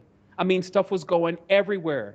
Not to mention, I had a spiritual past, so I had a lot of residue and other stuff to deal with, stuff that's trying to get me to judge things one way. So again, nobody makes it out generally. So I'm only rendering the formula, because people need to understand that if you can say, I'll give you a simple example. If you can say that, let's say, for instance, martial arts, and the art of martial arts primarily comes from Asia, hence jujitsu, karate, etc. If you can say that, then if a person wants to study the deepest art of martial arts, they're probably going to go to Asia. What I'm telling you is that the melanin dominant people of this planet, many of them had as custodial jobs and purposes to manage the spiritual world, just like someone would do martial arts. And the reason for that is that we all had a unique power and ability. And for us, we're not scared of all of this stuff. And I'm not saying it's specific to one color, because this is something that exists within inside of you. See, we keep looking at these outside colors, and you would be surprised when you're on the diamond, or you got the third eye open, you look at somebody, it looks like the face of the Keanu Reeves on a scanner darkly. When the face is just morphing into all these different characters, and you're like, man, and then the ones that are paranoid, am I in front of a shapeshifter? The reality is that what exists within a person, if you're a seer, you can see all of their bloodline, and because every single thing goes back to the same source, then you can see everything. So you see what I mean? And so, but what governs what we see? Our judgments. Yeah. Our judgments. So that tells us, like I said, the thalamus operates on our judgments and determines what we can and cannot see by our own orders. There's no laws being broke here then. So if we agree to something and we didn't know what we agreed to, that's our bad. And I find that many people in this world have agreed to things that I know directly result in them not being able to awake. They may think they're awake, because a person that's brainwashed and mind controlled doesn't know they're brainwashed and mind controlled, silly. That's the whole purpose of brainwash and mind control. The host is never to know. So you just have to assume, like, there's a way to operate under the assumption that you've been brainwashed and mind controlled, and then start going back over everything that you think you believe, and then setting up a blueprint or a system to be able to determine and define what it really is. And then what you're left to deal with after that is the ability to make the decision. And that's the decision. That's the difference between neophytes and adepts. Meaning a boy or a girl will sit there all day knowing that there's a decision that they need to make, and will not make that decision, even if it's to the detriment and destruction of everything around them, versus an adept will make that decision right away. And this is for people who want that in relationship or emotional speak. If there's somebody that you're with and you know that you're not supposed to be with them, then why are you still with them after 5 or 10 years? That's how that operates. It's like you get so many things. Well, maybe it'll get better, or well, there's nobody else out there for me, or well, I'm working on something else right now, so it's something I don't really need to confront, or well, they did apologize, or maybe I expect too much, or they said that we actually give ourselves 1,000 different reasons within 10 seconds. That's how powerful the mind is. That if we don't make the decision to do something right away, we've already given ourselves within 10 seconds 1,000 reasons on why you do not want to do it. So what I'm about to tell you is going to now make more sense because it explains to you exactly how the mind operates with actually believing any of this stuff. So through this idea of the trinkets, the sorcerers move themselves in. Now, science produced some rather strange phenomena. For anyone, like imagine the king. The king is just like any kid that's got all this damn money that they never even leave out of the palace without an extreme retinue and guard and everybody watching what they do. Versus the kid that's the pauper, like Aladdin was, born in the streets, knows more about life and what to really do and how to survive than the king ever will. Am I right or am I wrong?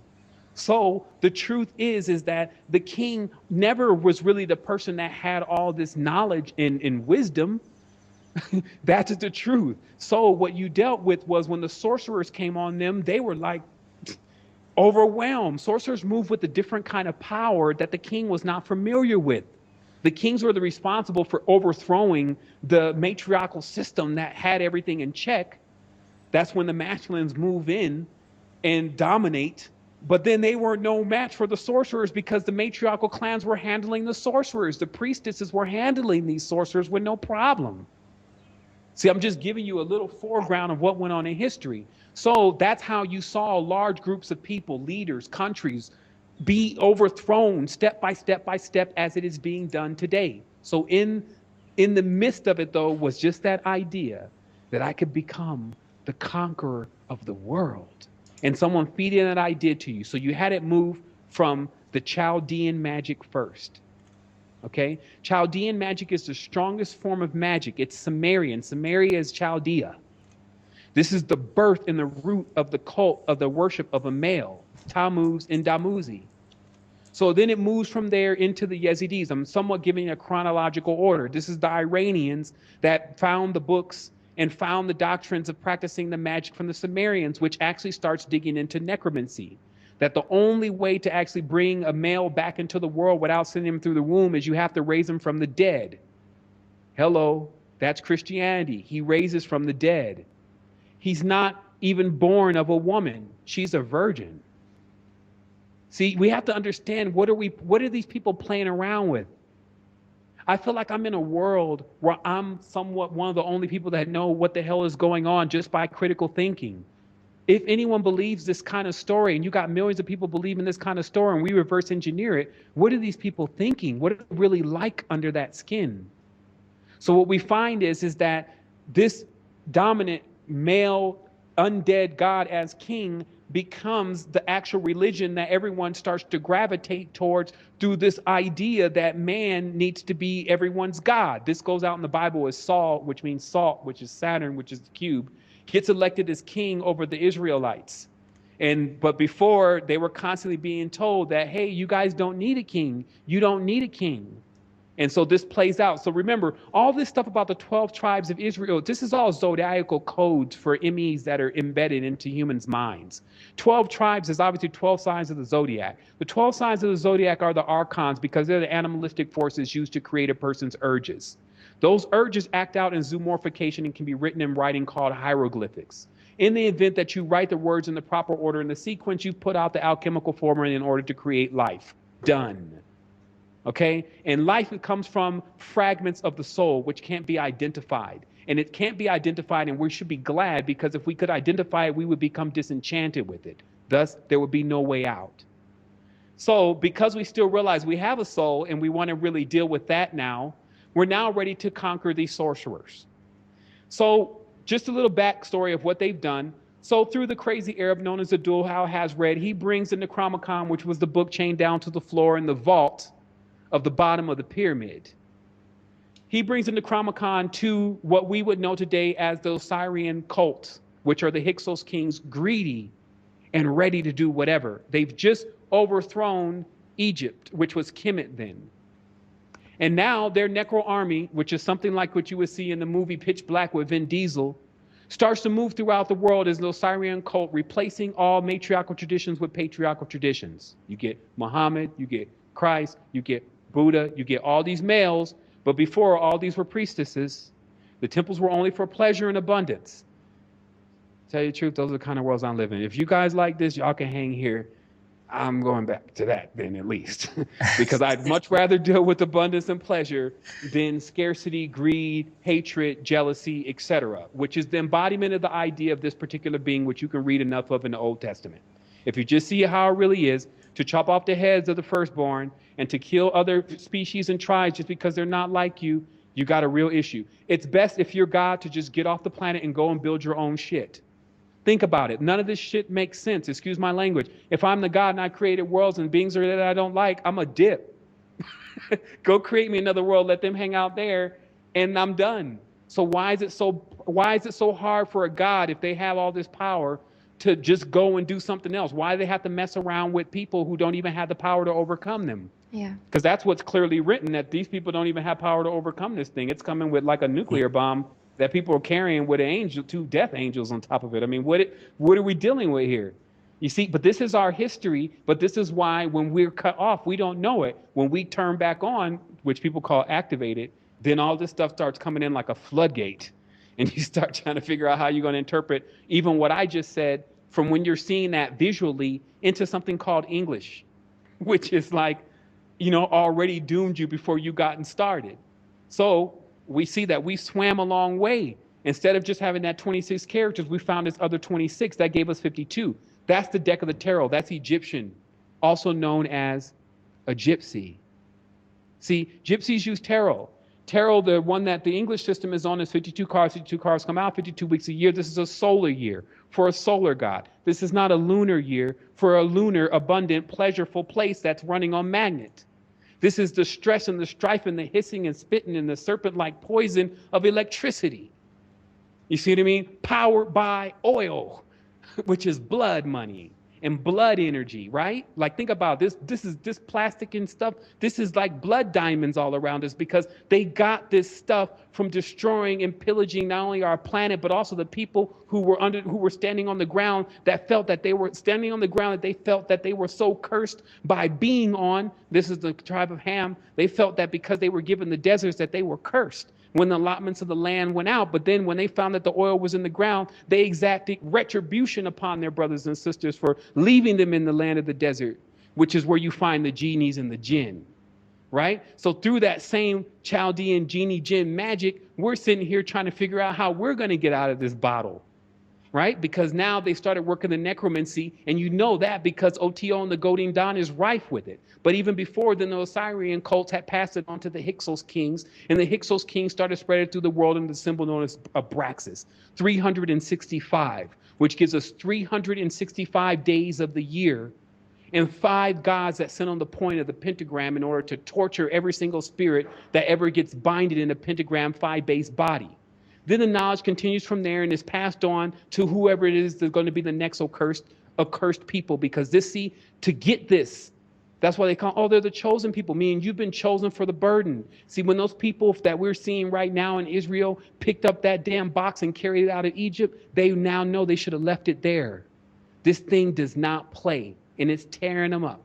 The thing is that the Merovingians, which they became later, that's who you see on the Matrix, the French, because they took the knowledge from the Moroccans, which were actually taking the knowledge of the Arab Muhammad. Now, if we, for the Muslim people, if you want to feel a little bit better, I'm not talking about the Muhammad that everyone's praying to now, okay?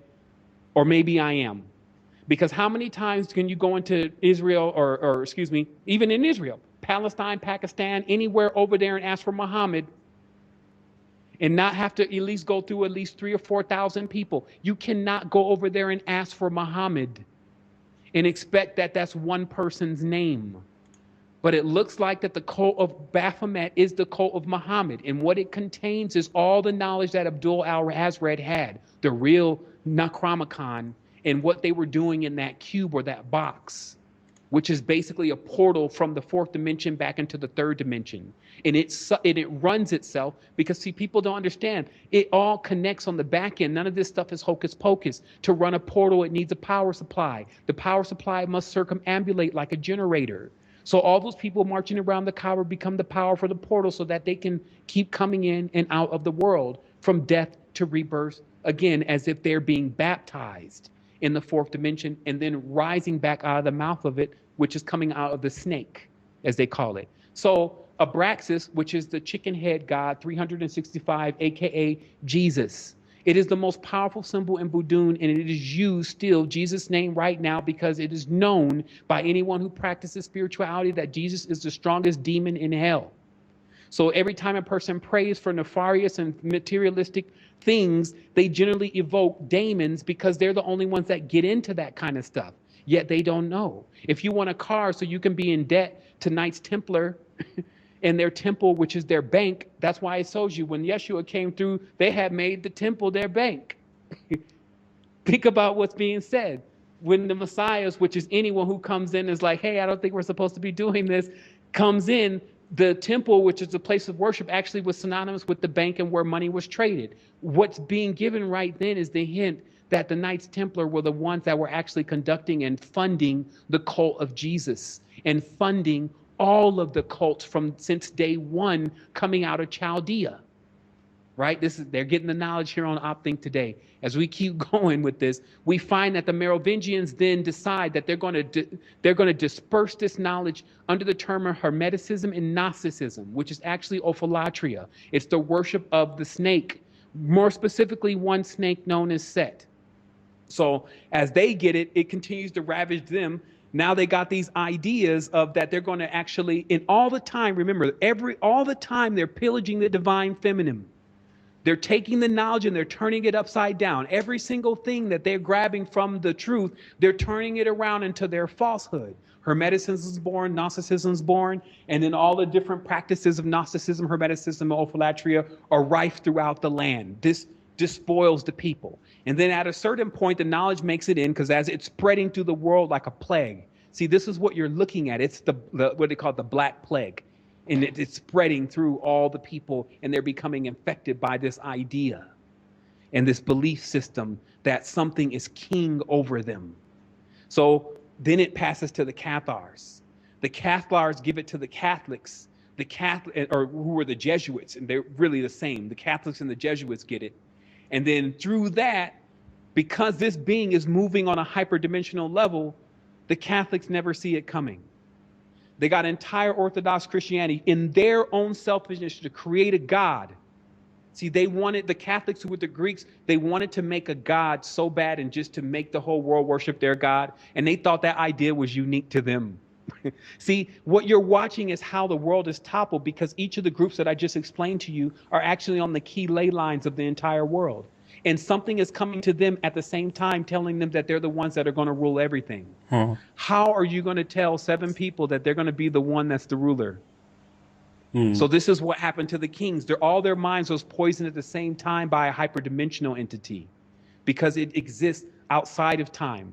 I ID this as Osiris or Orion somehow has something to do with it. I'm not saying it's them directly, but they would know.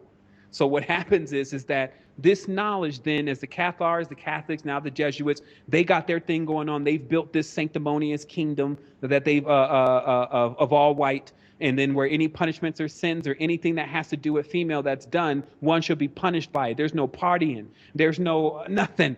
There's no pleasure. You see what I mean? So they're killing everything around them. This is written in the fable tales of when Venus pulls her energy from the earth and then everything starts dying because it won't copulate.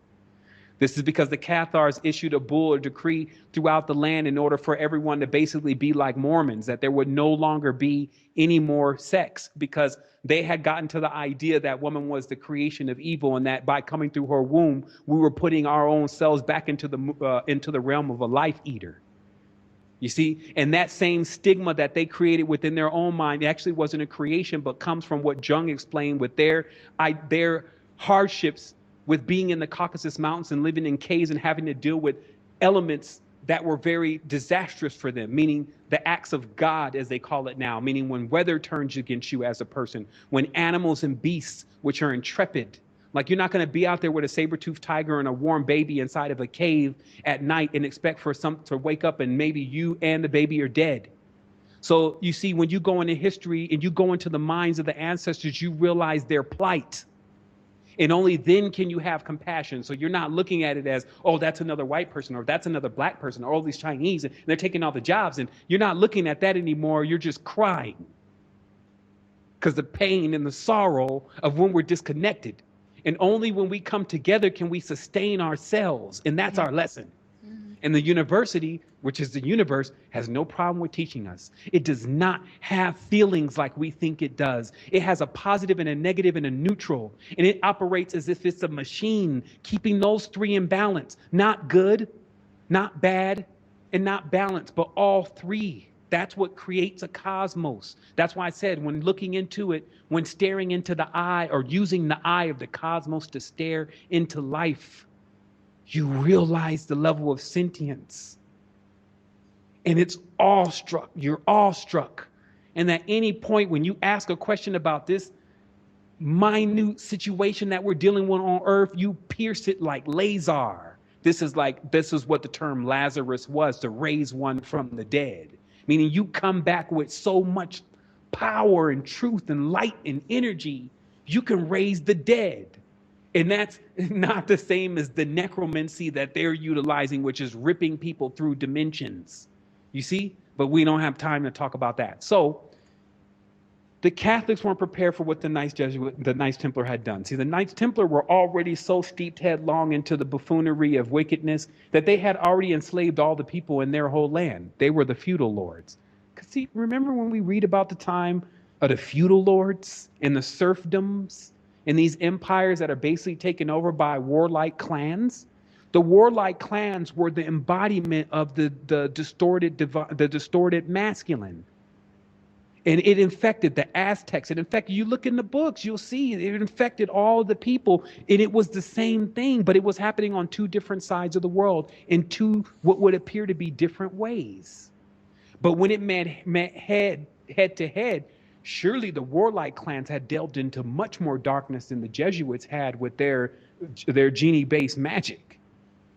And so what happened is that the Knights Templar had already been taking in the relics. Whoever their leader is and was pulling all the relics that people had been worshiping and practicing with and accumulating those relics. So by the time that the Jesuits were dealing with the Knights Templar, they immediately came under an agreement to allow the Knights Templar to begin to charge interest.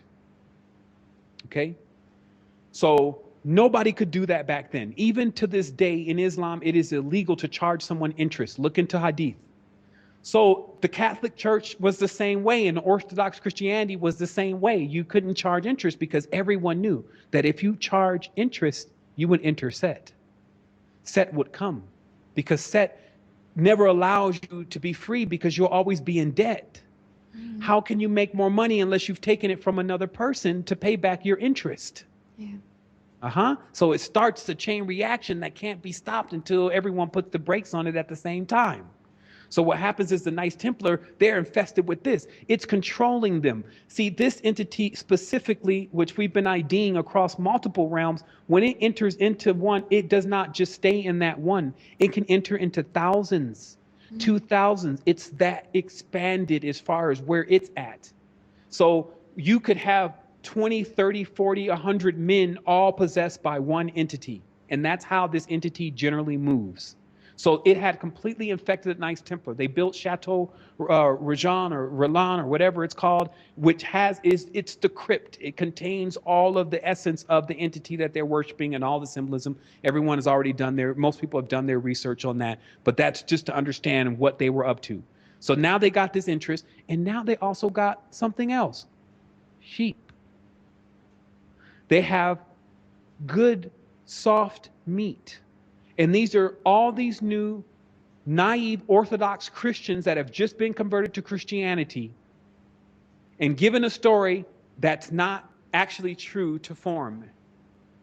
In fact, a lot of writings are starting to come up about this individual who was really who they casting as the person Jesus. And none of the whole being worshiped, even dying on the cross, none of that even took place. So what we're seeing is that these people, because if you've ever looked into the eyes of a Jehovah's Witness, if you've ever looked into the eyes of a Mormon, you see such a level of purity. It's so difficult for you to associate that at all with being a part of some kind of diabolical plot or scheme. And the reason is it's more of like food for the diabolical plot or scheme that has been completely manipulated by just basic things of having a husband.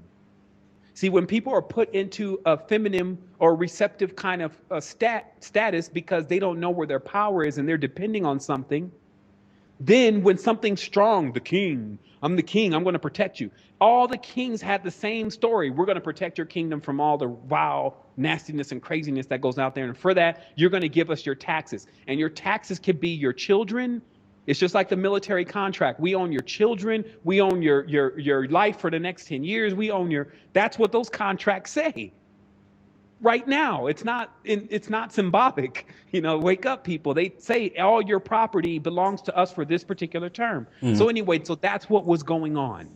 And we see it even in our world today. There's few left that it hasn't happened to. And the Knights Templar were so instrumental in doing this because they had these people that were so naive under their control. And the Knights Templar were seen almost like what we would look at the X-Men today, except for they were really running around. This was a band of warrior monks that seemed to possess some kind of extraterrestrial power through these relics. And you even find them riding around in paintings today with different relics that had different power, different scientific objects, like they told you in the book Bishop Kenko and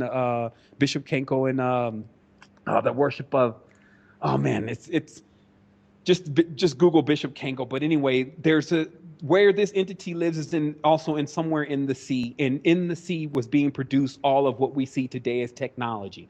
So what I'm saying is as a Time Lord, you have access to the entire loop.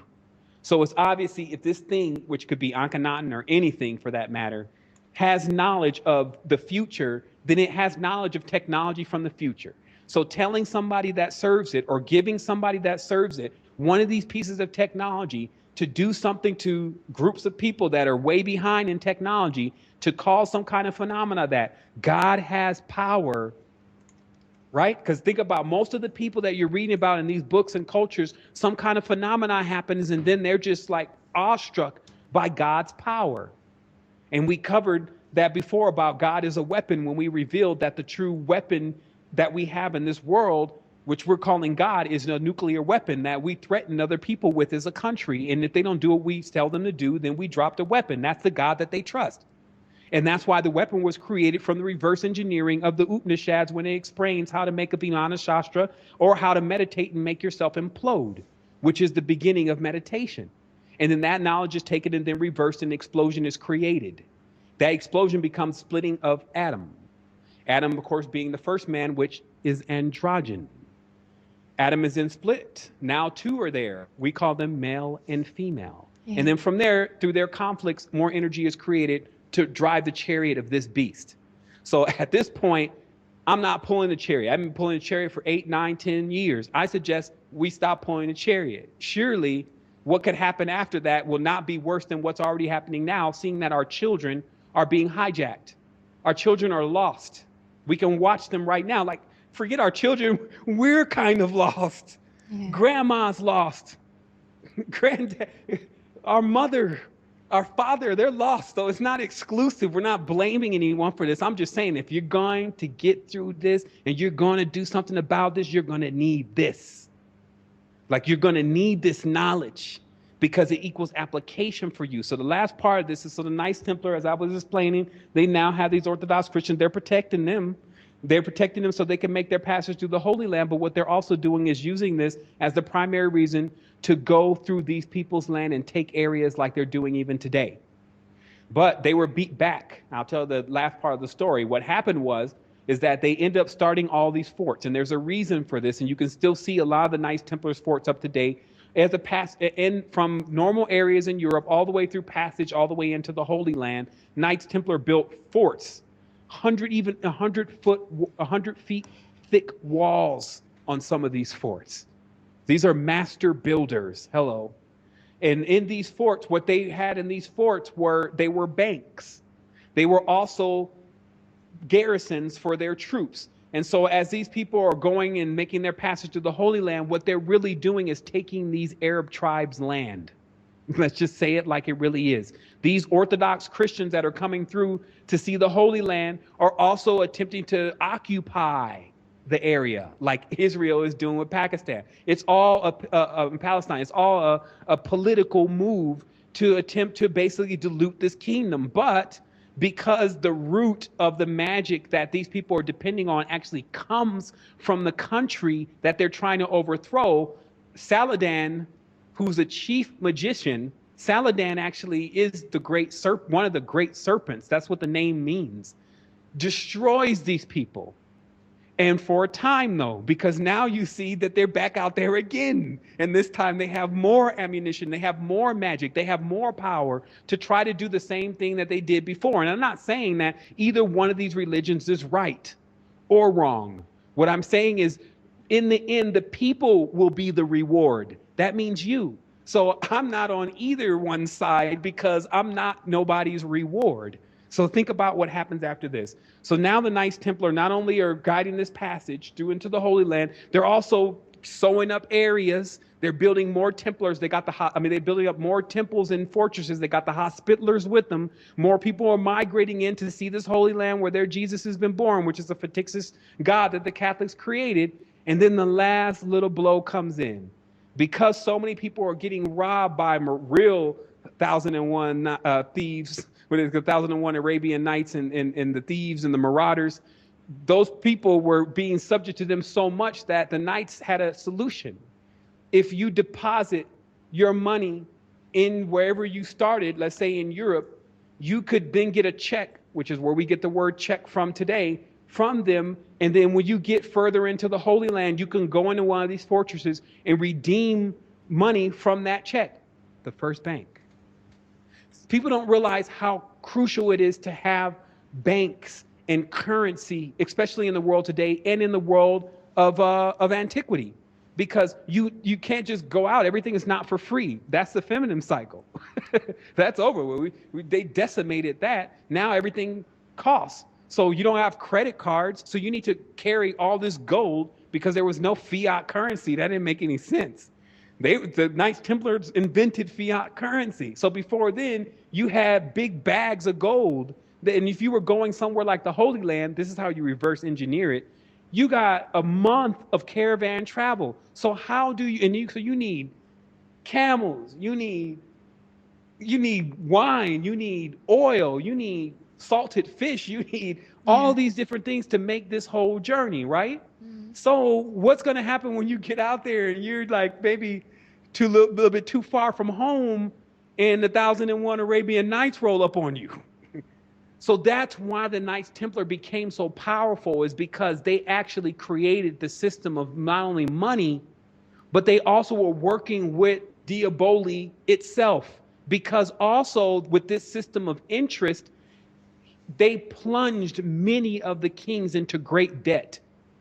Now, these kings really wanted to indulge their pleasures, and I'm going to speed this up. Kings indulged their pleasures. So all these scientific inventions like guns and those kind of things were bought to them by sorcerers who sold them to them by the boatload for things that really had value.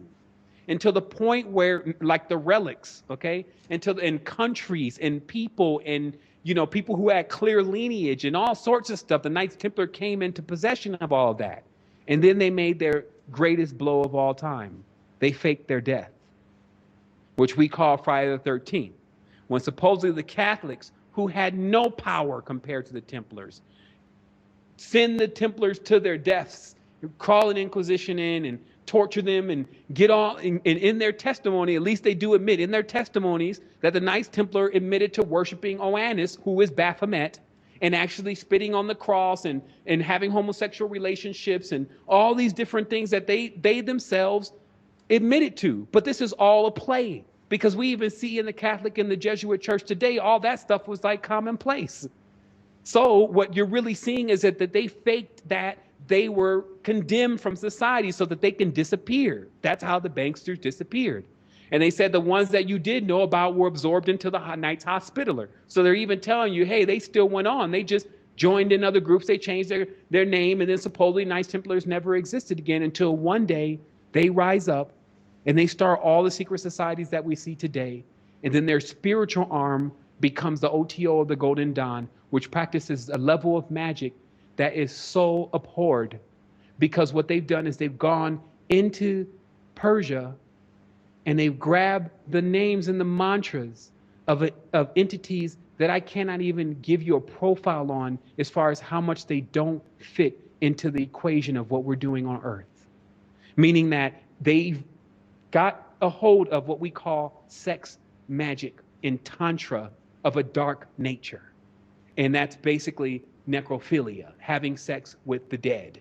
Hey, that's as far as I can go in that. But if you check it out, you'll figure out this is what's going on. And this is why now every movie you watch, somehow it always ends up taking a turn towards this direction. It's like, just watch what I'm saying. It's like you could be watching a movie and it could just be about something that you would never believe would eventually get to people with hoods on and robes and doing some kind of sacrifice. And you're just wondering, well, wait a minute, I thought I was watching something else and it turned into this. So it's actually all around. And now it's bold now. So it's coming out, it's revealing itself, and it thinks that it has a place because there's so many people who want that fame and power. Now remember, the whole thing to this is this granting of power. Remember the genie, oh, phenomenal, I'll give you power and 3 wishes, etc. So how it's getting a lot of people, look what it did to those that are in Hollywood. And you can see Beyonce's video in it tends, don't watch it, but that's as an example to, it doesn't matter how much money you have. If you get involved in that kind of thing, your brain is gone. You're so miserable. All her whole thing, and most of these people think, that's why they make all these scary movies, and it's because they're miserable. So what they thought was going to be their fame and their fortune ended up becoming a monkey's paw and became their binding. So, but this doesn't change with any aspect of what they're dealing with. So that's also why the money system, right? Because the Templars created the money after a while. And then from there, something else happened that, you know, I guess is the final part of the conversation today and why we should take this serious. Okay, so why should you take it serious? Because inside of the bank, unfortunately, there are, which is the temple, 2-dimensional imprints of agreements, we call them contracts, that one has made with that entity.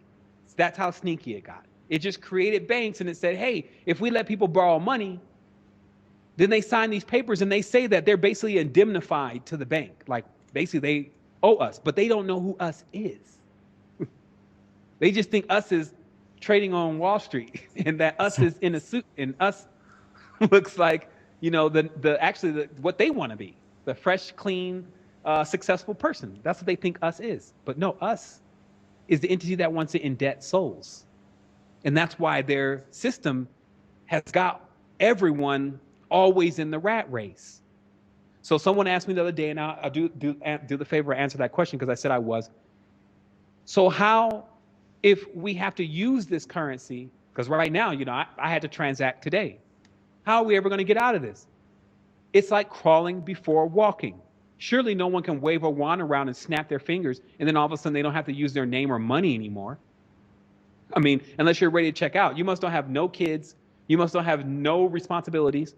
You must have accomplished true freedom. Because let's just face it, the word freedom means no home. It means nothing to be binded to. No wife, no husband, no nothing. Nothing can claim you. That's freedom. So with the person with freedom, please step up right now. Freedom is a word that we use so loosely. We don't even understand the whole universe and cosmos is in order. Freedom means you can go slam into every single planet that you want to slam into if you want to, because you don't have to abide by that order. So what we learn is that there's a power to order of the cosmos. And then what we get to do is we get to expand our orbits. That's what we're doing. We're expanding. So that way, you're expanding through your power that you're trusted with. This is your chakras, your kundalini, your energy, your cleansing, your knowledge. You're entrusted when you have that and you've utilized it properly, you can expand with it. So you're entrusted with more range. This is like giving a child more, okay, you can stay out later tonight. Okay, you can take the car. So you're giving them more range because they're becoming more mature. That's what the cosmos is doing to us. So when we become more mature, but every time if you get something, you're bragging about it. It's your power now. Now you're better than another person. You're going to end up with less than you had in the first place. So I'm going to conclude this. because this is a deep conversation. It gets deep. It's semester 2. Check it out. What happens though is that I just want to talk about this last part, just so you understand that. So the conclusion of it is them in the bank, whatever. Get yourself free of it by crawling before you walk, meaning start devising yourself a system to where you can produce something that is a resource. See, when we're producing resources, that's all our ancestors did. You made something, you made bread, you made blankets, you did something because that was your gift. That was what you had in exchange for whatever someone else was going to give you for their time and energy. You see what I mean? That was the system, but it was seen as gifts, not that you owed a person. Notice the difference. Think about what I'm saying, because I'm not saying, oh yeah, you go to a barter system. No, that's not what I'm saying. It was gifts. And because everything was so abundant, if you have a lot of gifts, and I'm not talking about just sewing blankets, spiritual gifts, how much can you give to someone? A lot. Like, you're perpetual, so you can consistently give. But you also don't give without seeing the results of what you've given. Like, even if you're giving knowledge to someone and that person's running around acting ignorant, and you give them some more knowledge and then they're still acting ignorant, how much do you keep giving them before you realize that you've already given them too much? That they can chill on that for a while, go through life, get some real experiences, then they'll come back to that knowledge, see how valuable it was, and then try to make their way back to you to get what's really of value. See, this is how it works. It doesn't, there's a check and balance system in our consciousness. It didn't just come from the banks. It's just they're corrupting it by making an external form of it. And our crawling before walking is first to begin to produce a resource, each person figuring out your unique use in this whole thing, and to begin to work with that. Find your talent, work with that. If it's invention, whatever, work with that. And then finally, if you've truly succeeded, you'll be able to replace monetary systems for at least the people around you, because you can compensate them in gifts for them rendering their gifts. That's my plan, if a person wants to know it, and we'll make it open source.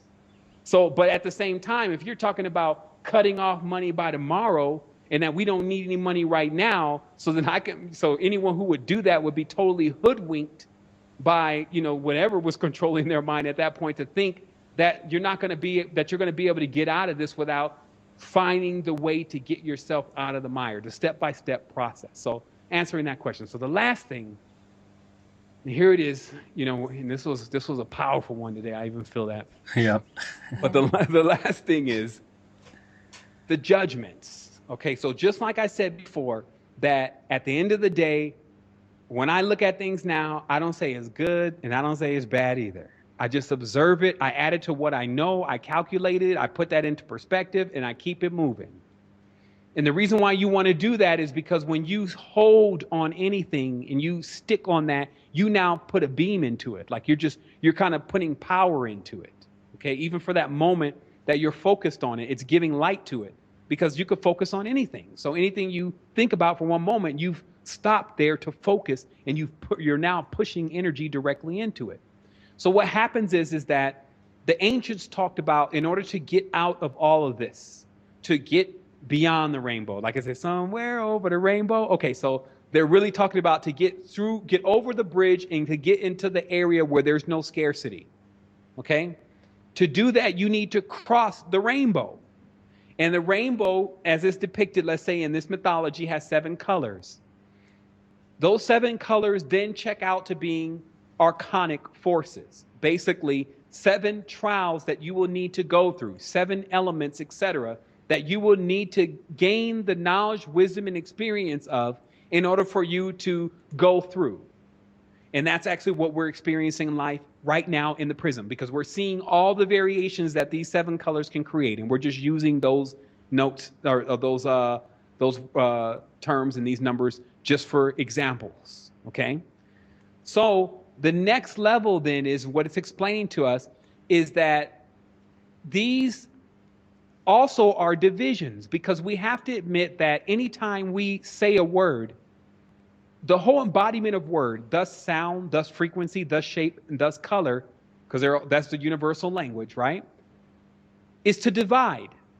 And we've now started to learn, just the powers and the weaknesses in division at this point. So we're still like learning. This is a university. But what still happens though is when you say a word, when I say cup, I don't mean dog. So I've divided cup from the rest of all the other stuff. So words are forms of division. That's why they're swords. Same thing with colors though. Words are sounds really, not just words, they're sounds. Sounds cut. They're not like the other sounds when you make a sound, if that makes sense. So what I'm showing you is in the physical plane, everything is shaping, molding, and fashioning and cutting. So in order to get out of this, you have to get into the ability of not doing that. Now, since shaping, forming, fashioning, and cutting is judging, because that's what you're doing, distinguishing one from another, you have to get into a point where you don't judge. And this is where real power is. That's why they call it Zen. Because now what you do is somehow your mind, it gets into a neutral, not the flow, not to be confused with the flow, but a neutral, to where it's never impeded. So it's speeding through experienced thoughts and everything so rapidly, it's only gleaming the energy associated with it, not the clipo, not the drama, not all of the lag and the drag, not the density. You see what I mean? So I'm just explaining where the depth mind is when it's in that stage. And through that, you can cross through the prism. You can leave out of the prism. It never even knows you're there. However, if you come to the prism, the hebdomad, the first gate, and you have judgments, it will not only see you, it will devour you. Because that's what judgments do. The moment you make one, you become, it's like cause and effect. So you get the effects. Listen to what I'm saying.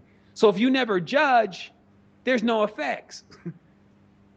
And what I'm telling you right now is not just in the mind of good people and bad people, but there's also neutral people who know how to do this. And through that, then you can escape the second death, okay? Because since we're studying occultism here, it's important that I explain to you the second death that's being referred to in esoteric lore is the loss of your memories. It's actually a point within all ancient texts when crossing over that they explain that you either become all-knowing, this means you keep your knowledge and then join that knowledge in with all the knowledge there is, or you lose the knowledge. You drink the cup of forgetfulness and then you wander through Styx until you reincarnate. So basically what's being said, to make this simple, because it's not really occult, hidden, meaning hidden, is if you go in and you judge, right away you're going to be wiped based on just those judgments, and then you're going to come back through the whole thing again. If you don't judge, you're now then symbolically merging with everything, right? Because now there's no differentiations. And in that, you not only keep all your memories, because nothing can be taken from you, because where would they put it? But also nothing can be given to you, because where would they get it? You break the paradox. That's the prism. See, the reason why this is so hard for us is because the prism is a paradox. It embodies it. They call it paradise. A pair of dice. It's a parallel. There's another world. Like all of the dualities that exist go on in paradise. Hell was pleasing last time I read about it in the ancient books. It wasn't made to be a place that you knew you were in hell. It was made to be a place that you would forget you were in hell. And that's what I was saying about earlier. Remember the cup of forgetfulness earlier, about how what happens here, we really can start to, I'm getting kind of caught up on words, but what happens here is you really can start to see that we don't know what it's like to really be free and really be completely tuned into one another. So we just suppose that because we can use internet and we're not taking mortar fire right now, that everything's gravy. and that our life is not worse than those people. But the only way we would know that is if we seen what we were before. And then we would know we're all being cheated. You see? So that's what's up. And I feel like today, see, that brings it up into this point. I'm so glad that I got a chance to have this conversation, because holding all that in is like holding, Kundalini, and you just, you need to transfer it. Yes. And serious, like that's what we were dealing with during the last conversation. It was, I was just getting briefed by ye old oversoul about, okay, you ready? And it's like, well, surely it can't be you, because there's always this point, and it happened now, but I know that this is not the end, where you feel like, well, man, I can't see what would be like more than this. This is all I need to know. Believe it or not. Yeah, I even do that sometimes when I read a book. I'm like, man, if I just read this book like 3 times, then I'll know like everything. And then there's something back there like, you wish. Because truly, it's like, okay, you're going to get to the next level, and we see you do all the time that same thing. Like the next level is going to be like the grand epiphany, but there's a little bit more that we need to let you know about. Well, now it's not the time, everything in time. And so that's what this is about. So I feel like everyone that's in this nucleus, which is really all of us, is ready for this message, you know what I mean? And ready, because beyond all this, what I see, I call it the day after ascension. Like, if anyone ever asks you about me and I'm long gone from here, just tell him, man, that dude was talking about the day after ascension. He had started explaining everything that was going on for a while on the planet, but his focus remained on the day when all of it would be in balance. Because that's where I'm drawing my energy from. I'm not drawing my energy from the imbalances, because there's no power there. Yeah. To me, it's with our connection. But I also, because there's a logical side, I need to know how did it even disconnect? Because I would need to know that first, because I just want to know why somebody would be so stupid to mess up such a perfect system. But it turns out also, when you dig deep, that it's about you going through the experience, not something going through the experience for you. And then at a certain point, it'll click. Like right now, it's clicking for us that a lot of these experiences that we're going through could have been summed up a long time ago if we had connection to our ancestors. And then we start realizing that disconnection between the ancestors is not something that's actually being done by an invisible force, but something that's being done, or by an invisible force that's doing it to us, but us doing it to ourselves. Because the moment that we center ourselves, I didn't say open your mind, I said center yourself into your being, then that connection is restored, the bridge. And that bridge, you can then cross it, and then now you're walking through, you're seeing it. And all this is doing, and that's why they call it adepthood, is because it's now starting to allow you to make more sense out of things, like why yellow doesn't want to be purple. You see what I mean? Like yellow is noble. So it's not in yellow's mind to become purple. And it holds up that area like a pillar. See? So when we think about that, and I'm going to show you how does deep knowledge work on a blueprint. So when we think about that, that means that there's a core archon or organ that doesn't want to be the other organ. It's comfortable with being the organ that it is. And it's like a pillar. It will remain as a pillar within our body. There will always be that spleen. You see what I mean? So that there's still power in the absolutes.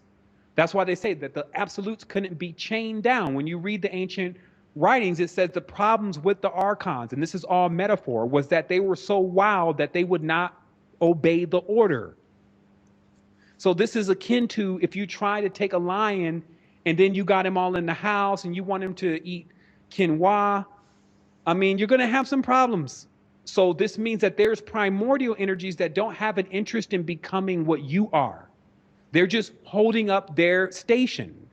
And so what we are, because when they show you the symbolism and they start showing you what the humans were, we're the capstone of the genus system. So this means that's why we became the husbands and the wives of the planet. Because we know another level of knowledge. It's called cosmic law. That it could be, I don't care what, the most ferocious beast. I pull out a flower. I wave the flower a little bit, and the sheer smell alone of that flower brings the beast into a seat of prostration. That's cosmic law. That's what they're calling science now. Like when you see in nature, like you wave red at a certain insect and then it starts to flap its wings. It's obeying a whole nother system that when you know about it, then you could have power within yourself. You get where I'm coming from? So there's another level of a certain waft of a smell can change your mind. And it's just when we're dealing in the world of sorcery, they got that sprinkled on your cheeseburger. So you just keep coming back and getting that cheeseburger. Think about what I'm saying, though, that this craft has some strange mechanics to it, and it's become strange to us because we study Macmillan, the books, Macmillan and Gideon, the Gideon Bible, and we study that when we should be studying nature. And so that's what's up. That's it. Like, I can't say no more. Yeah, I think you said, wow, so much to. Yeah, wonderful. Wow. Oh, no words. That's amazing that that's even on tape. Yeah. Wow. Let's hurry up and get this thing together. I got it recording over here, but no, I'm just joking. But they're a little bit anxious to get something because they're like, what's up with you, man? Yeah, we didn't get interrupted. We didn't drop this time. Oh yeah, right. It was crystal clear the whole time. We even took a little break. Yeah. Sounds All right, good, brother. Thank you so much, Man, brother. really appreciate Thank you so it. much. Much love. Wonderful, much love. Have a good day. Okay. In a minute. Bye bye.